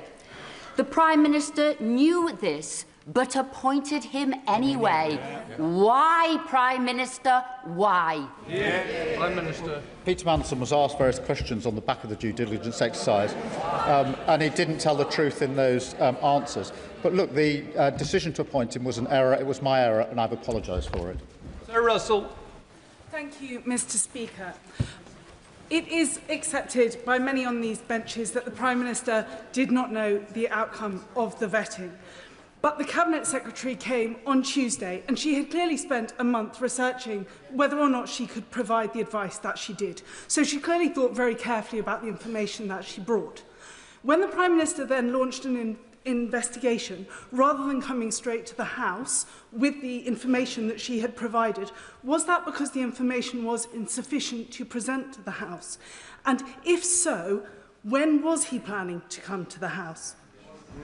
Prime Minister. Yeah, it was insufficient because all it told me was that the recommendation of UK SV was to deny clearance. What it didn't tell me was who then provided the clearance, why did they do it, and who knew. And they were questions that the House obviously would want to raise with me, and that's why I urgently asked for those facts to be established so I could come to the House today and provide the full account that I have provided to the House. Colin Miller.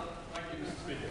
Developed vetting should be carried out before someone has, and I quote, frequent and uncontrolled access to top-secret material or any access to top-secret or coded, otherwise known as strapped material. The Prime Minister has promised full transparency, so I ask him 3 questions. Did Peter Mandelson have access to any top-secret or strapped material before his DV clearance on the 29th of January? Did Peter Mandelson have any restrictions placed on his access to top-secret or strapped material during his time in Washington? And if so, has the Prime Minister assured himself that Mandelson did not leak any of this material, just as he had leaked commercially confidential material to Jeffrey Epstein under Gordon Brown? I do not understand that he had access to strapped material before he took up his post as ambassador. He did have access after he took up his post, and that's why I have ordered a review of any security concerns that may arise. Justin Maddox. Thank you, Mr. Speaker. I think we all find it staggering, don't we, that someone can fail their security vetting and still be appointed to such a sensitive and critical role. And it's even more staggering, as we've heard, that the Prime Minister wasn't informed of that failure. Now, I agree with what the Prime Minister said. He didn't need to know the details, but he did need to know that he'd failed the security vetting. And it's in terms of the detail that I want to ask the Prime Minister this.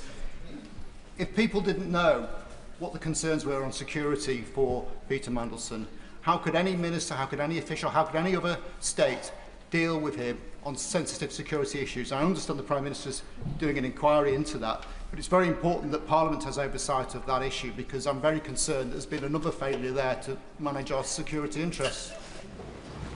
Prime Minister, I thank him. In a case such as this, in relation to such a sensitive post, I don't think it's right that somebody should be appointed at all if the UK SV are recommending that clearance is not given. So that would be my position on this. Sir John Hayes. Thank you, Mr. Speaker. When I was privileged to serve as Security Minister, the Prime Minister was my shadow, and dealing with matters of the most significant national security, he was straightforward with me, as I was with him. So I hope he'll answer this straightforward question. The humble address makes clear that the ISC will see any material related to national security or international relations. In the course of our work, we've clearly liaised with the Cabinet Office. When did the Cabinet Office know about this failure in vetting? Who knew? And why didn't they bring that material to the ISC when they found it? For we hadn't received it when he found out that this vetting had failed, and yet others must have known that it had failed. Prime Minister. Would you just excuse me? The situation was that as part of the work that was being done on the humble address, this information came to light. Senior officials immediately took legal advice on whether it could be disclosed. Having got that legal advice, they immediately disclosed it to me. I think that was the proper process. I think it has now been disclosed to the committee, albeit, I think, on the Thursday rather than the Tuesday. But that's the process. And just to defend that process, I do think it was right for the senior officials, having got this information, to get legal advice on whether they could disclose it and who to. I think that was the right thing to do. As soon as they got that advice, they brought it to my attention. Lawrence Turner. He's disgraced himself and by extension brought shame upon these two houses of which he was formerly a member. Does the Prime Minister agree that the famous Armstrong Memorandum on the conduct of a civil service was correct and holds true today when it said, "It is the duty of a civil servant to make available to the Minister all the information and experience at his or her disposal which may have a bearing on the policy decisions to which he is committed or preparing to make, and to give to the Minister honest and impartial advice without fear or favour, and whether that advice accords with the Minister's view or not." Prime Minister. Yes, I do agree with that, and that's why this information could and should have been shared with me at the first opportunity, and that was before Peter Mandelson took up his post as ambassador. Lewis Savile Roberts. The Prime Minister is hiding behind a thicket of legalese and procedure, but he has a track record of appointing Labour's most favoured sons and daughters to plumb government jobs and into the House of Lords. In Wales, we know all about Labour's crony culture. Who could forget UK Labour's favourite First Minister, Vaughan Gething, propped up by number 10 in spite of dodgy donations and now tipped for a peerage. But the timing, Mr. Speaker. How will he explain to his party his role in bringing down Labour's century of dominance in Wales in the forthcoming elections? Prime Minister. Well, Mr. Speaker, I'm addressing the question today about the process in relation to Peter Mandelson. I've set that out in some detail to the House and answered a number of questions. Afsana Begum. December 2024, the Prime Minister said in announcing Peter Mandelson as US Ambassador that he had unrivalled experience. This was despite the gravity of what was known about his record and available publicly. Is it not the case that Peter Mandelson's political appointment, which was personally decided by the Prime Minister and announced in public before the security vetting was completed, needed to progress and had to happen? However, it happened because of Mandelson's role in the Prime Minister's own leadership campaign and because it served the interests of one particular faction in the Labour Party. Prime Minister. Mr. Speaker, I don't accept that is a reason for withholding from me the information about security clearance. John Whittingdale. Thank you, Mr. Speaker. The result of the Prime Minister's terrible failure of judgment is that for over a year this country's interests were represented in the United States by someone that our own security services deemed to be a security risk. Will he assure us that an investigation will take place into all aspects where our national security may have been damaged, and that the results of that will be made available to the Intelligence and Security Committee and, where possible, to Parliament? Prime Minister. Yes, I will. Thank you, Mr. Speaker. I believe there's two sides to this. One is about process and the other one is about judgment. On process, I believe the Prime Minister, where the Prime Minister was not told about the security vetting clearance, and had he have known, he would have sacked him. That we don't have a problem with, but the problem is, why wasn't he told that, and who's actually running the country, and whether other ministers are kept in the dark by civil servants. On judgment issue, it was wrong and completely wrong in the first place to put Mandelson forward as an ambassador. Will the Prime Minister write to me confirming this week that no one is in position who has failed the advanced security vetting process of all political appointments that have been made? That is included in the review that I've set up, and as soon as I've got the findings, I'll share them with the House. Dave Dougal. Thank you, Mr. Speaker. This saga is drawing to a close, and it will come to a conclusion with the Prime Minister's resignation, whether he can accept that or not. What I can't accept is the ask me no secrets and I'll tell you no lies regime that he expects us to believe prevailed at the very top of government between officials, and not just ministers, but the Prime Minister. He talked a lot today about what he didn't know and what he wasn't told. Well, he knew that Mandelson had a serious human frailty for other people's wealth. We knew that Mandelson was involved with the Russians. We knew that Mandelson was sacked twice as a government minister. Can the Prime Minister explain what was Mandelson's actual qualities that he was pursuing in the role as US Ambassador, and what steps has he taken to contain the serious and measurable breach in national security that his appointment of Peter Mandelson facilitated? Prime Minister. Mr. Speaker, I've made it clear it was an error to appoint Peter Mandelson. There is a review going on into any security issues that may arise. Fleur Anderson. Thank you, Mr. Speaker. I welcome the Prime Minister saying that he should not have appointed Peter Mandelson. In November in the Foreign Affairs Committee, I asked about who sees vetting and was told by Sir Ollie Robbins, obviously the vast majority are relatively straightforward, ones that require more senior judgment and potentially a discussion about managing and mitigating risks are escalated appropriately.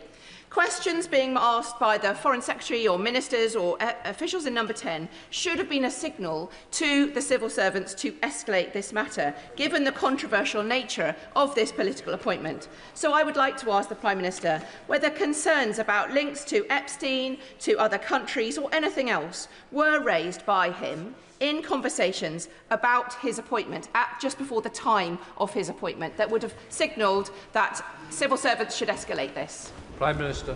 Well, Mr. Speaker, there were two different processes. One was the due diligence process carried out by the Cabinet Office, in which Peter Mandelson was asked questions. Separately, there was the developed vetting process in which the recommendation of UK SV was not shared with me until Tuesday evening. Harriet Baldwin. It seems to me that there are two different ways in which a minister can inadvertently mislead this House. One is by the things that they say, but one is by the things that they don't say. And that is why I'm particularly interested in the letter that my right honourable friend, the member for Goole and Pocklington, raised, the one from Lord Case, because that seems to have been written to the Prime Minister in November 2024, advising that a political appointment to an ambassadorial role ought to be preceded by full security vetting when it was before it was announced. Now, it was announced by the Prime Minister in December 2024. Did he write on his decision there that he wanted it to be subject to him passing the full security vetting? What did he write on his box note? Prime Minister.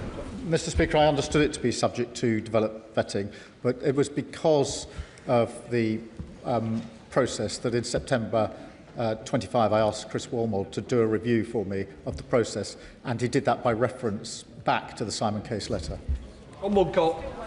Thank you, Speaker. I'm sure the Prime Minister is aware of the damage that this saga has done to public trust in politics and in politicians. However, I would like him to confirm that his focus and the focus of his government is on the issues that matter most to my constituents in Banbury, in particular tackling the cost of living. Prime Minister. Well, absolutely, Mr. Speaker. The focus of me and the government is on the fact that we're facing a war on two fronts with serious consequences for our country, and that we absolutely need to deal with the cost of living, which is the #1 issue for all of our constituents up and down the country. Richard Ford. Thank you, Mr. Speaker. How did views from the United States administration affect the decision in the Foreign Office to persist with Mandelson as UK ambassador to Washington, DC, after the vetting advice was received there? Prime Minister. I don't believe that they did. This was UK security vetting carried out in the way I've described to the House. The issue is that the recommendation was not shared with me. That was a matter here in the United Kingdom. Periel Clark. Thank you, Mr. Speaker. Can I thank the Prime Minister for his statement? Could the Prime Minister provide the House with an update on the proposed legislation to remove peerage from disgraced peers like Peter Mandelson, who has fallen so far below what is expected of those serving in the House of Lords? Prime Minister. Yes, I've made a commitment in relation to that legislation, and work is progressing on it. Dame Caroline Downich. Thank you very much, Mr. Speaker. At the risk of stating the obvious, the Prime Minister has based his defence today and over this whole sorry saga around his claim that he wasn't told. He wasn't told that Mandelson failed security vetting. In fact, he said 11 times in his statement that he wasn't told. I'm just wondering how many times and on which specific dates did he himself directly ask for that information? Prime Minister. Mr. Speaker, it's not a claim I wasn't told. I wasn't told, and I don't think anybody is disputing that. The clearance was given on the 29th of January 2025. That information was not provided to me. In September, I did ask specifically about the process. I did ask about the process. Sir Chris Walmold has made it clear to me that in carrying out that review, he was not told about the security clearance recommendation that was made. I think on both occasions that information should have been provided both to me and to the then Cabinet Secretary. Chris Hinchcliffe. I thank the Prime Minister for his statement. In answer to my honourable friend earlier in this statement, the Prime Minister said that he delayed coming to this House so that he could answer, amongst other questions, why UK SV was overruled. It seems wholly incredible that this decision was made on a personal whim by a senior civil servant, and is it not that it was made because of the political pressure from Number 10 to advance a man who a particular faction in the Labour Party has looked to for moral and spiritual leadership for years? So can the Prime Minister explicitly now confirm his understanding of why the decision to overrule UK SV was made? Well, Prime Minister. Mr. Speaker, I don't accept that the view of anyone about Peter Mandelson provides an explanation for not providing me with the information that he had. The recommendation was not to grant him security clearance. We're talking about a very serious issue on a very sensitive case. I clearly should have been given that information, whatever the pressures that are always there in government every day. Robert General. The Prime Minister's aides briefed that he's furious, angry Starmer. But why is it that he only ever seems to get angry when he's trying to save his own skin? Is he not angry about the 600 men who crossed the English Channel on small boats on Saturday? Is he not angry about the people who are queuing up for fuel at the forecourts and can't afford the Chancellor's taxes? Isn't the truth that his government is now so paralysed that its only agenda is cleaning up the mess left by the paedophile pal, Peter Mandelson? I think any minister of any government that hadn't been provided with this relevant information would rightly be frustrated and angry. Emily Darlington. Thank you, Mr. Speaker. I wanted to take a moment during the statement to focus on the young women who were exploited, abused, raped by Jeffrey Epstein and his friends. Years of being trafficked for rape, no one to turn to, and years of people not believing them. The idea that Mandelson would call Epstein's conviction wrongful is disgusting. And I cannot imagine how it felt for the survivors to hear that. The PM was right to sack him, so can I ask the Prime Minister to take the opportunity again to say to those young women that this House believes them and this government stands by them, and is he confident that no person with financial or personal links with sex traffickers would receive DV in the future? Can I thank her? And she's right to focus on the victims in this, and that's why I started this statement by making it clear that this was a judgment error on my part, and the apology I have made is to the victims, because I know the impact that this will have had on them, who have already suffered so very much. Katie Lamb. My right honourable friend, the Leader of the Opposition, asked this question, but I don't believe received a response. Was the Prime Minister aware that Peter Mandelson was a director of Systema before he was appointed? Prime Minister. Mr. Speaker, I acted on the information that was provided to me in the due diligence process. The information that was dealt with in the security vetting process has not been made available to me, nor can that detail be made available to me. It's the recommendation that should have been made available to me. Arthur Brash. Mr. Speaker, one of the things that I find most difficult to understand in this process is that when this scandal erupted in September of last year, and before the Prime Minister came to this place and elsewhere to make statements about it, statements that he must have known would have involved talking about the vetting, why he simply didn't order officials to share the vetting with him. Why didn't he, and does he regret not doing it? Well, I did ask Sir Chris Wormald to carry out a review. I worked on the basis that all the relevant information would be shared with him. It was only last week that I found out from Sir Chris that he himself had not been provided with information that he should have been provided for when he was carrying out the review on my behalf. Jeremy Corbyn.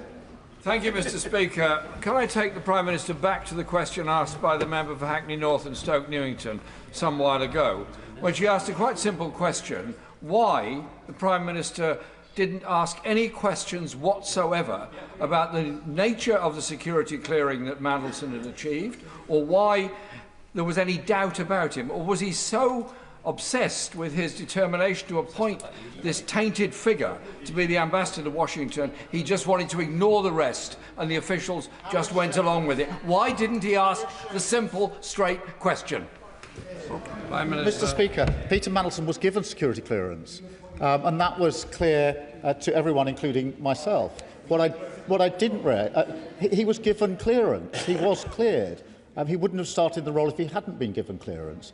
As soon as it came to my attention last week that that was against the recommendation of UK SV, I did ask for the information I've now put before the House. Linda Ward.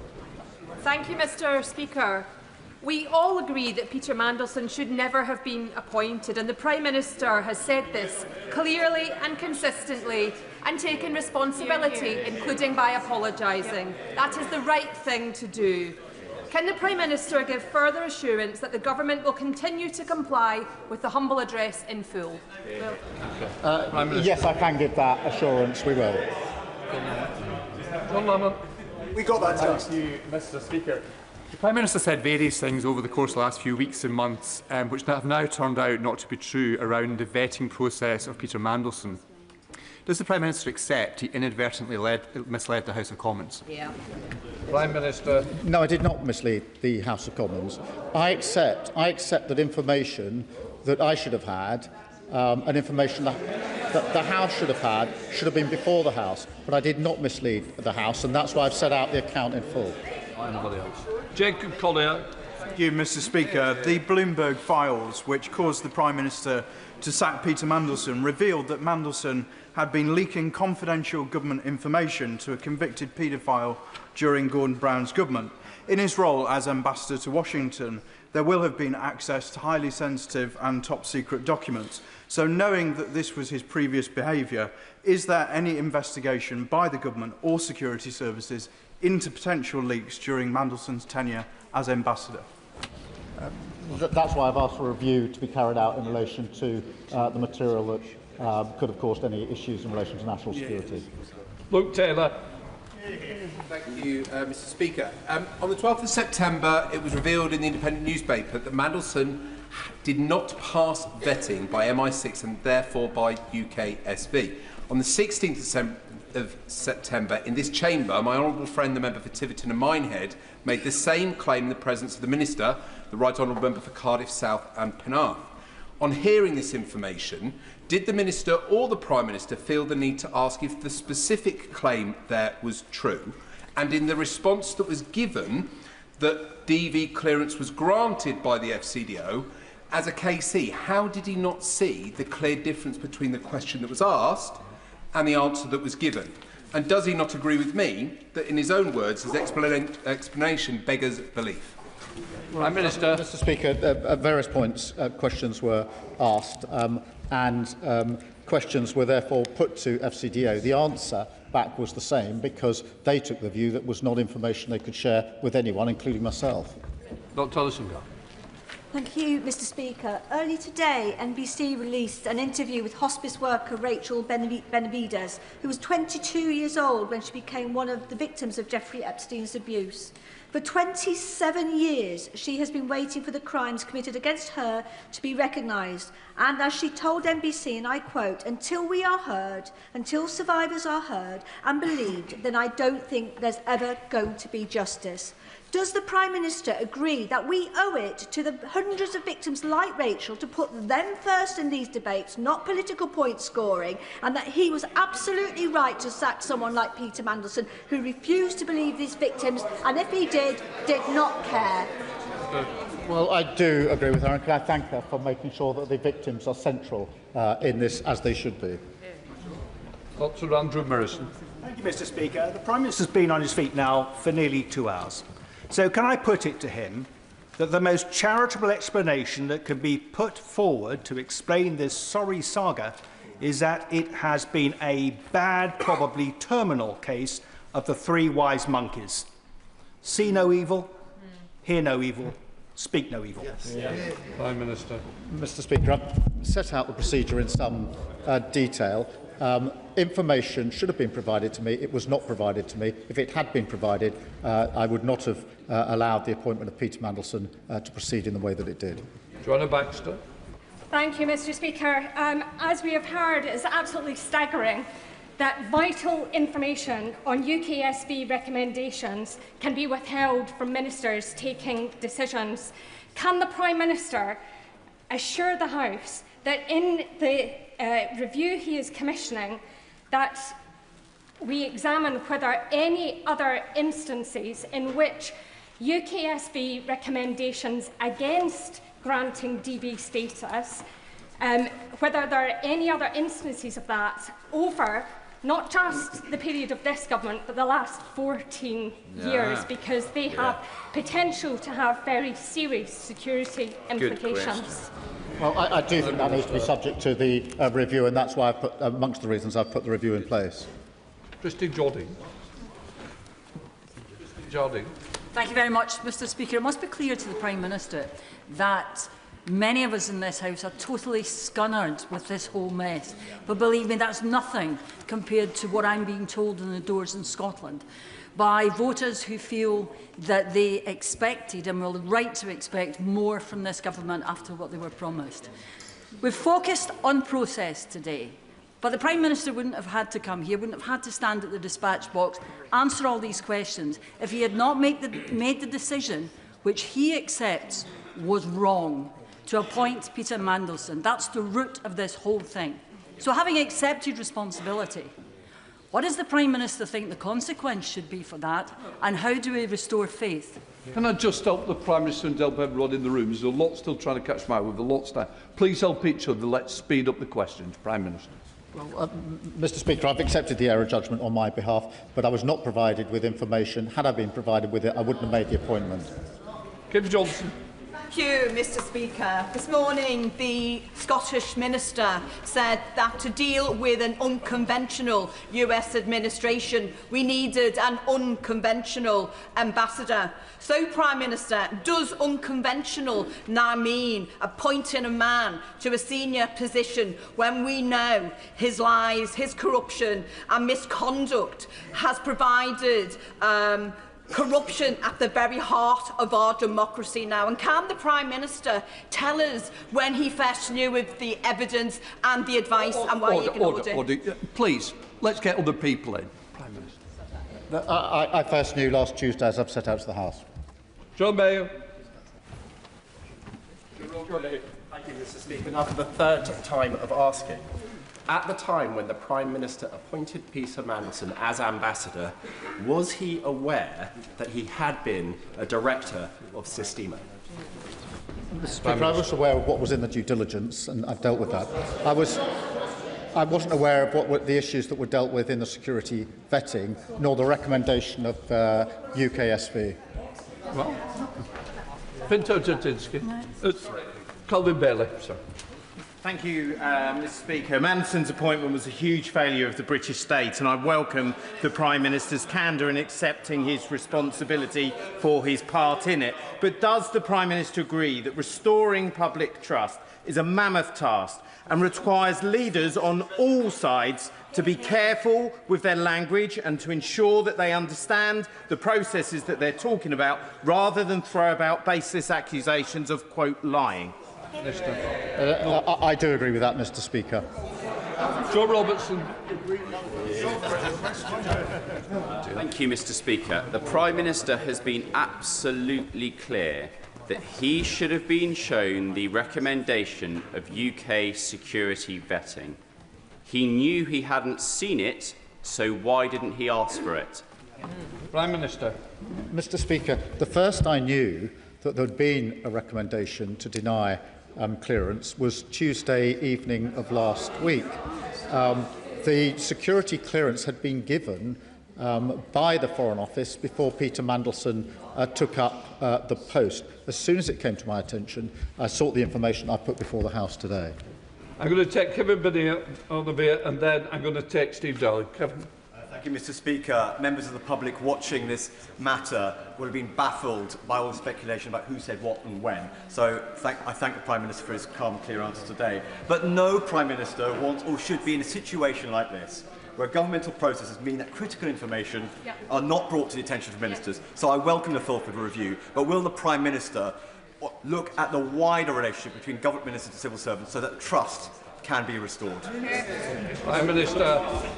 Yes, I will look at that, but I do just want to assert again, thousands of civil servants act with professionalism and integrity every day. On this occasion, this information should have been brought to my attention. Had it been, the appointment would not have been proceeded with. Natalie. Oh, sorry. Yeah, carry on. Thank you, Mr. Speaker.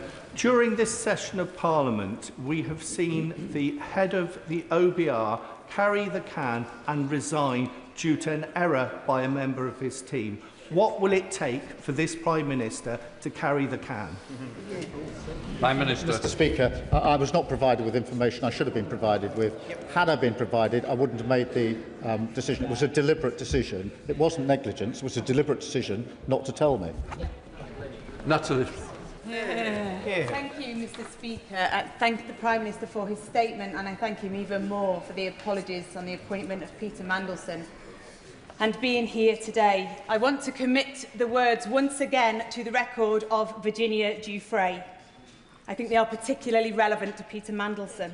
She said, "Don't be fooled by those in Epstein's circle who say they didn't know what Epstein was doing. Anyone who spent a significant amount of time with him saw him touching girls that you wouldn't want a creepy old man touching your daughter.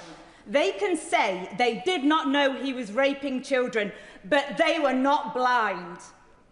Now, on the House, across the House, there is consensus that we need to get to the bottom of this. I absolutely accept that the Prime Minister did not know about the security vetting. But can the Prime Minister please update the House on when we can have the next tranche of documents from the humble address so that we can get to the bottom of who did know what and when? Prime Minister.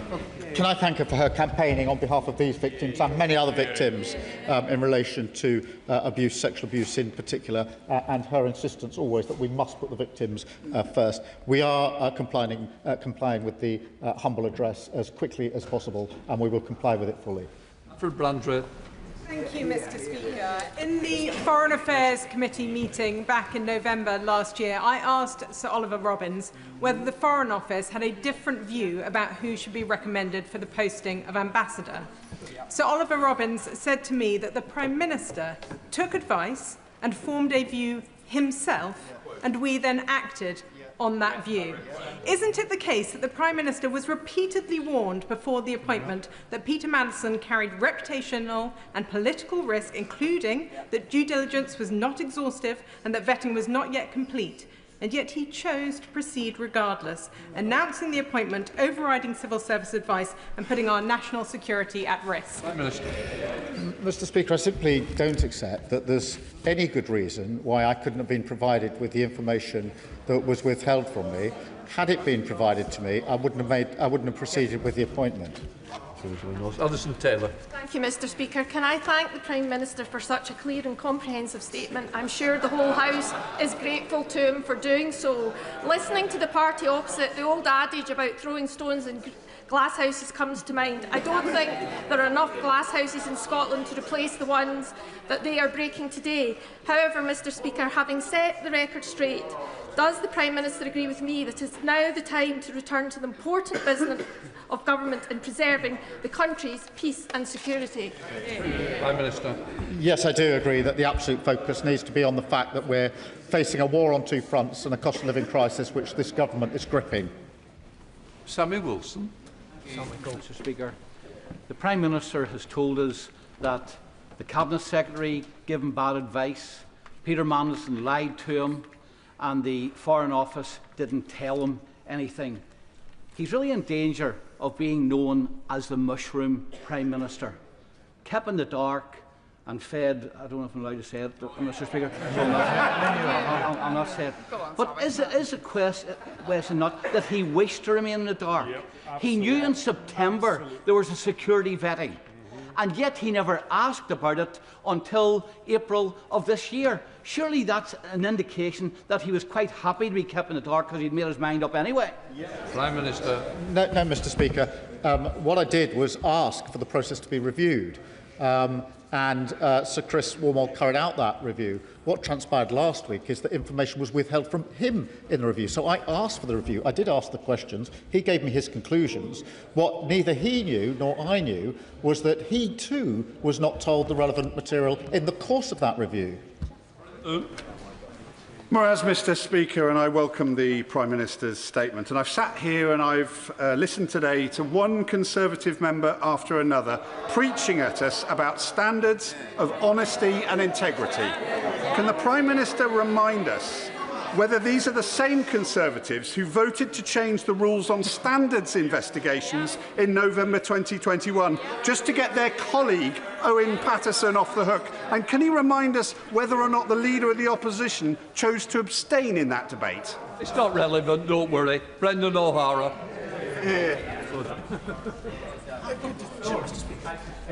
Most reasonable people have concluded that if the Prime Minister knew and he inadvertently misled Parliament, then he should resign. If he didn't know, then he's running an incompetent, shambolic government and really should resign. And if he was lied to yet again, then he's simply too gullible and lacking in basic curiosity to serve as Prime Minister. Is the Prime Minister so detached from reality that he's the only person who cannot see that? Mr. Speaker, the information was withheld from me. It was withheld from the Cabinet Secretary, who was conducting a review on my behalf. That became clear yesterday, and I've set out the facts to Parliament. Sir Desmond Swayne.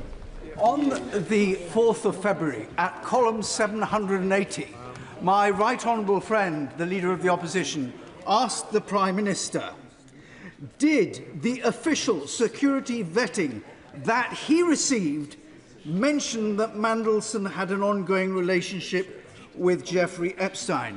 Prime Minister, yes, it did.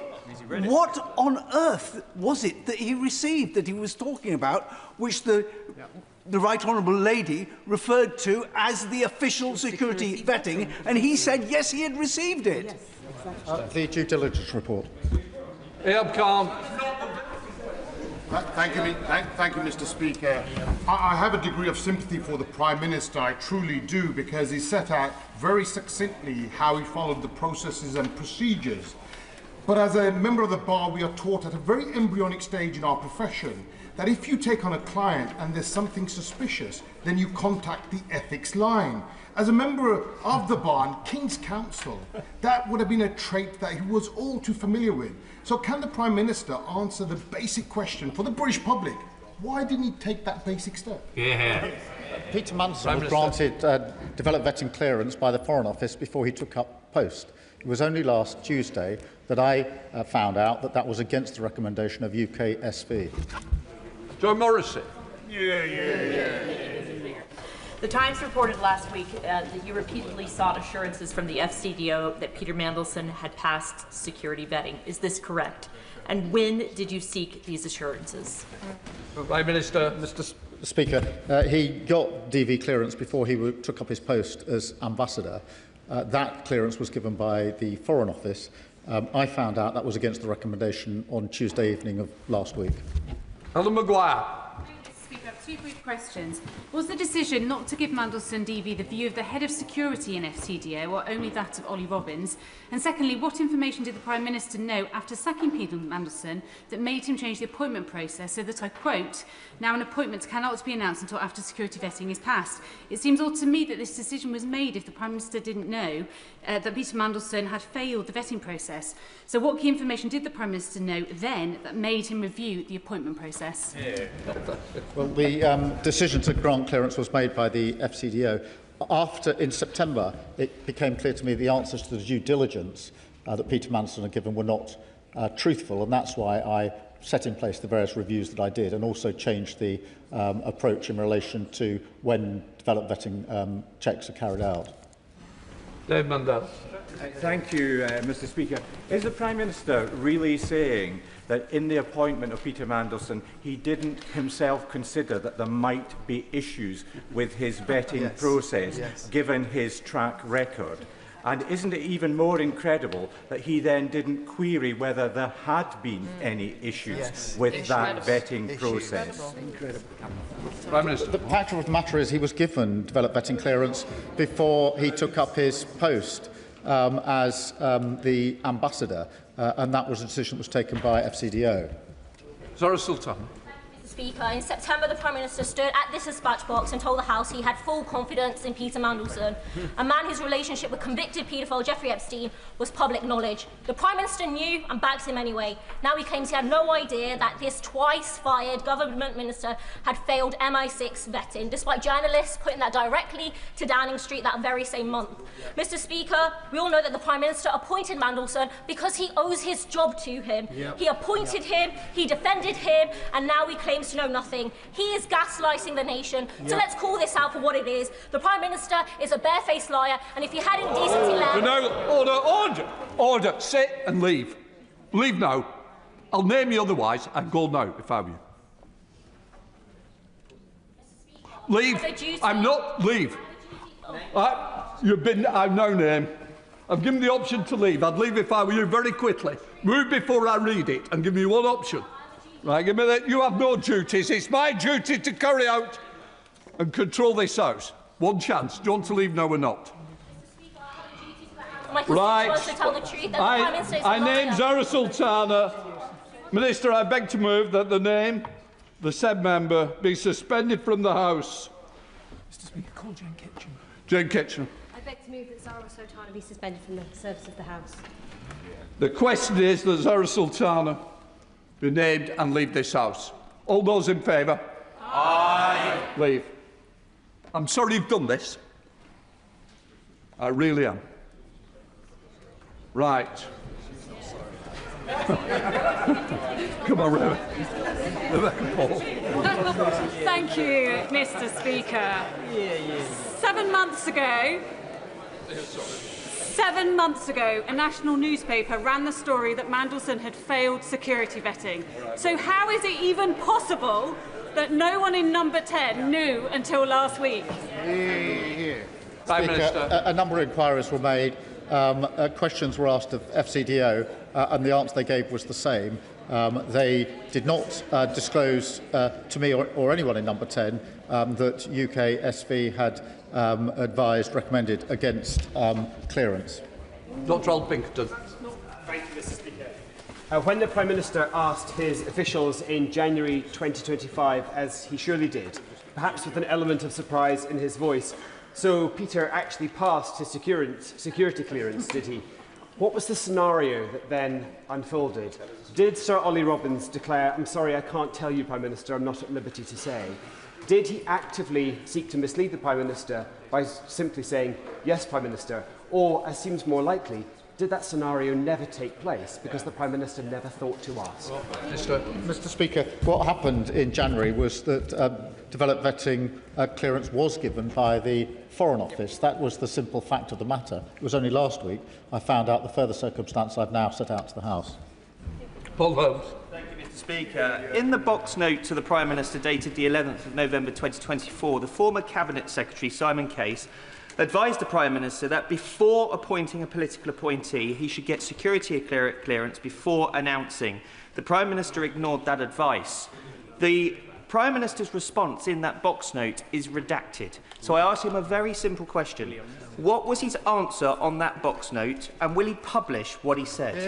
Prime Minister. Well, Mr. Speaker, I made it clear that my position was that the appointment was subject to developed vetting.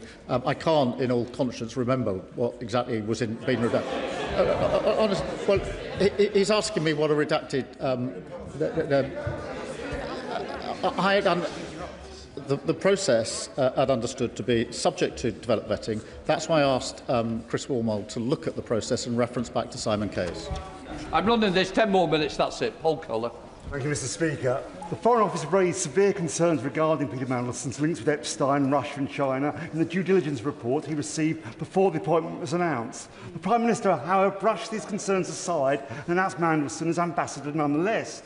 Given what the due diligence exercise had already flagged, it was surely predictable Mandelson would fail security vetting for those reasons. But Number 10 had already told the Foreign Office, before Sir Ollie Robbins took up his post, to proceed with the appointment. Notwithstanding these issues, that's exactly what he did, by putting in place necessary safeguards. So can the Prime Minister please explain why he's sacked a loyal and brilliant public servant? Prime Minister. Because he didn't bring to my attention information he should have brought to my attention. Had he done so, I wouldn't have made the appointment. Mike Wood. Thank you, Mr. Speaker. The Prime Minister dissembles over what he knew about Systema and Mandelson, but the Cabinet Office due diligence report sent to the Prime Minister on on the 11th of December 2024 said Mandelson served as a non-executive director of the Russian conglomerate Systema, which is itself a majority shareholder of RTI, a defence technology company. Mandelson remained on the board until June 2017, long after Putin's annexation of Crimea in 2014. So will the Prime Minister finally confirm that he knew that Mandelson was a director of Systema long after the invasion of Crimea, but appointed him anyway? Very good. As I've made clear, I did know what was in the due diligence report. I've made that clear to the House a number of times today. I've actually made it clear to the House on previous occasions. Okay, Adam. Thank you, Mr. Speaker. My concern is, Mr. Speaker, that this Prime Minister is going to run out of buses before he runs out of people to throw under them. And the issue is this, because the Prime Minister has said that he will never turn on his staff, and that you should never turn on your staff. Well, Sue Gray scapegoated, Tim Allen canned, Sir Chris Wormald forced out, Morgan McSweeney axed, and now Ollie Robbins is sacked. Will the Prime Minister accept that the buck stops with him, this is his fault, and do the honourable thing? Prime Minister. Mr. Speaker, the information was withheld from me by FCDO in the circumstance I've set out to the House. Louis French. Thank you, Mr. Speaker. My question to the Prime Minister is a straightforward one. Did Morgan McSweeney or any of your advisers, past and present, know about this issue before last Thursday? No. Claire Young. Mr. Speaker, to override the outcome of the developed vetting process, the FCDO must have been under pressure from someone. Ditching a tried and tested ambassador for a high-risk one seems odd behaviour for a Prime Minister who claims to be so fond of proper process. So whose idea was it, and who was applying the pressure? Mr. Speaker, can I just reject the idea that any pressure is a good reason not to disclose to the Prime Minister that UK SV recommended against clearance for a very senior, sensitive appointment. I simply don't accept that that's an adequate reason, whatever the pressure. Dr. Kieran Mellon. The Prime Minister is suggesting that the idea the security services had concerns about this appointment was a bolt out of the blue to him 2 weeks ago, despite the fact it was on the front page of a national newspaper in September. But my question is not about the vetting file, because we all know the answer the Prime Minister is going to give. Separate to the vetting file, at any stage was he made aware of element of the security services raising concerns about the appointment of Mandelson? Prime Minister. No, Mr. Speaker. What I knew was that security clearance had been given by the Foreign Office in the way I've set out to the House. Saoirse Eastwood. Thank you, Mr. Speaker. My constituents in Lagan Valley and across Northern Ireland and across the UK will be disgusted that we have spent this amount of time discussing this issue when it should have been put to the fore the first time it came in the press. Does the Prime Minister understand that every time we do this and we go through this, we destroy the reputation of this place, no matter who the government of the day is? Your party don't even stand for election in my neck of the woods, so this is not party political. This is about protecting the reputation of this place. Do you understand? Prime Minister. That's why I wanted to give the House all the relevant information, which I've given at some length this afternoon. Good job. Thank you. So we have now established that the Prime Minister did indeed know that Peter Mandelson had been a director of Systema when he appointed him. Why on earth would the Prime Minister be so reckless with our national security to do that? Prime Minister. Mr. Speaker, I've made it clear that I knew what was in the due diligence. I've also made it clear that FCDO granted security clearance before Peter Mandelson took up his post. John Milne. Thank you, Mr. Speaker. There's a simple question that we still don't have an answer to.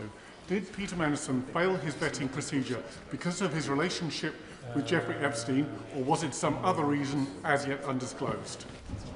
Prime Minister. Mr. Speaker, the information that was fed into the review and the reasons for the review is protected because otherwise the integrity, this is not a Peter Mandelson issue, it's the integrity of the process.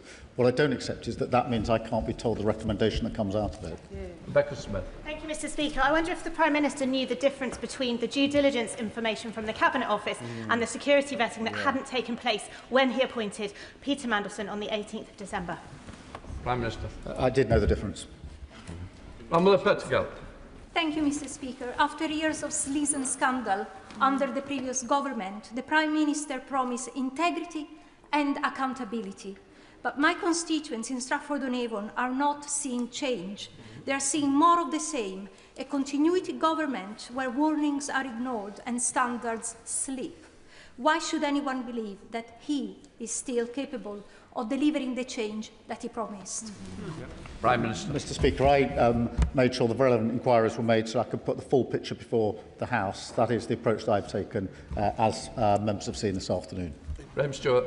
Thank you, Mr. Speaker. This is a humiliating day for the Prime Minister and for the House and for the whole country. And yet, even still, Mr. Speaker, the Prime Minister isn't being open with us. He's relying on some later inquiry when the Cabinet Secretary told him in writing, in the official briefing, that he must seek a vetting prior to the appointment of a political appointee. That's true, isn't it, Prime Minister? And can you give a straight answer, just for once? As I say, the process was that the appointment was subject to developed vetting checks being carried out. Had I been made aware of the recommendation of UK SV, I wouldn't have made the appointment. What I did after the event was ask Sir Chris Wilmot to look back at the process, which he did according to and by reference to the Simon Case letter, and he assured me the process had been carried out properly. Mr. Speaker, if Ollie Robbins could and should have provided this information to the Prime Minister at the first opportunity, as he's said today, surely the same applies to Cat Little and Antonio Romeo and the Cabinet Office officials who sat on this information for nearly a month before bringing it to the Prime Minister when The Guardian started asking questions of number 10. So surely, why does he accept that they needed legal advice to do what he is saying should have been obvious? He sacked Ollie Robbins for not bringing him that information immediately. Why are they still in post? Mr. Speaker, they acted entirely appropriately. They came across the information as part of the humble address exercise. They took legal advice on who it could be disclosed to and disclosed it to me as soon as they got that legal advice. That was the right thing to do. And about subjective. Thank you, Mr. Speaker. On the 4th of February, Peter Mandelson was notified by the Appointments and Interchange Officer from the FCDO that he required strap-level access in addition to his DV. He started the role on the 10th of February. On what date did Peter Mandelson receive strap-level access? Prime Minister. I don't know the precise date, but I'll endeavour to find out. Law. Mr. Speaker, given it's widely known Peter Mandelson was maintained a friendship with convicted paedophile Jeffrey Epstein, close links in both China and Russia in terms of business, sat from 2 government posts. What I really want to ask the Prime Minister is this. What are the unique, defining human qualities of the man I've just described that so attracted to you that he should be politically appointed as US Ambassador? And why now is he still defending him behind process instead of calling out what's wrong and taking the responsibility and resigning? I'm not defending him behind process. I'm setting out the process to the House. Dr. Neil Shastri-Hurst. Thank you very much, Mr. Speaker. Quis custodiant ipsos custodes. The Prime Minister will know that who will guard the guards themselves. With that in mind and holding those in power to account, can he explain why he took more than a week or almost a week to come to this House when the public will have been expecting answers much, much sooner? Prime Minister. Because I wanted to know who took the decision, the basis upon which they took it, and who knew about the decision, so I could set out a full account to the House, which is what I've done this afternoon. Alistair. Does it come to this, Mr. Speaker, that this House and the country is being asked to believe that though he is the Prime Minister, making the most critical diplomatic appointment that the United Kingdom can make, that he, the Prime Minister, in the midst of the raging controversy that provoked, never asked if his nominee had been security vetted? Isn't it that is staggering and incredible? And when it comes to our National Security Advisor, what was his role? What does he know? Could the House be told that? Mr. Speaker, the attention on the process began very much in September 25 when the Bloomberg emails were published, that is when I agreed with the Cabinet Secretary to carry out a review of the entire process. And I've set that out at some length this afternoon. David Reid. Thank you, Mr. Speaker. The Prime Minister has chosen to blame his officials for this debacle. So can he confirm that he knows the names of the FCDO civil servants that made the decision to override UK SV on the 29th of January 2025, yes or no? And has he made the decision to suspend them all from duty pending a full independent inquiry? Yes or no? Mr. Speaker, I've set out the facts to the House this afternoon. I have ordered a review by Strader and Fulford of security vetting so that if any further changes are needed, we can put them in place. Sir Wrigley. Thank you, Mr. Speaker. I understand that Peter Mandelson's vetting clearance was conditional on him being accompanied to meetings with former clients such as Palantir. Will the Prime Minister clarify why there is no record of his and Peter Mandelson's meeting with Palantir in Washington, and will he tell the House what it was all about? Prime Minister. Mr. Speaker, that was a routine meeting in the course of a visit I was on in the US. Arable. The Prime Minister is repeatedly telling us that he either was not told or he was not allowed to be told. But what culture has the Prime Minister created around him and across the civil service that no one felt that they could or should tell him this sensitive information? Prime Minister. I remind her that in the last 2 weeks, my senior officials have brought this to my attention, which is what they have. Before The Guardian, they brought it to my attention on Tuesday evening. That is what led me to ask further questions and make this statement to the House. Joshua Reynolds. The Prime Minister once promised to end the chaos and to restore honesty and integrity to government. Does he think that appointing a man who called a convicted child sex offender his best pal and whose connections with Epstein were already well known is consistent with that promise? And if it isn't, will he step aside and let someone else end his chaos and restore honesty and integrity to government? Mr. Speaker, I've accepted that I made an error in the appointment and apologised to the victims, as I must and as I did. Gregory Stafford. Thank you, Mr. Speaker. On the 4th of February, my right honourable friend, the Leader of the Opposition, asked the Prime Minister whether the vetting process had disclosed information about Epstein. The Prime Minister answered, yes, it did. In his response to my honourable friend, the member for New Forest West, he said, I've got confused between vetting and disclosure. But then in the answer to my friend, the honourable member for South West Devon, he said he knew the difference. So if that's not misleading the House, what is? I was asked about the vetting process. The due diligence is part of the vetting process. Rather than, as it were, rest on a technicality, I gave the House the information that I had about what I knew from the due diligence. It was clear what the Leader of the Opposition was asking. It was about Epstein. I knew that was in the due process, due diligence, and that's why I told the House about it. Adam Dance. Thank you, Mr. Speaker. The Prime Minister promised that, unlike the Tories, his government would govern well and restore public trust. Yet this whole sorry Mandelson saga has reinforced the belief in Yeovil and beyond that no government or politician can change. Can the Prime Minister explain to my constituents why he annoyed the then Cabinet Secretary's advice to get the security clearance before he confirmed Mandelson as ambassador? Prime Minister. Mr. Speaker, I've dealt with that issue.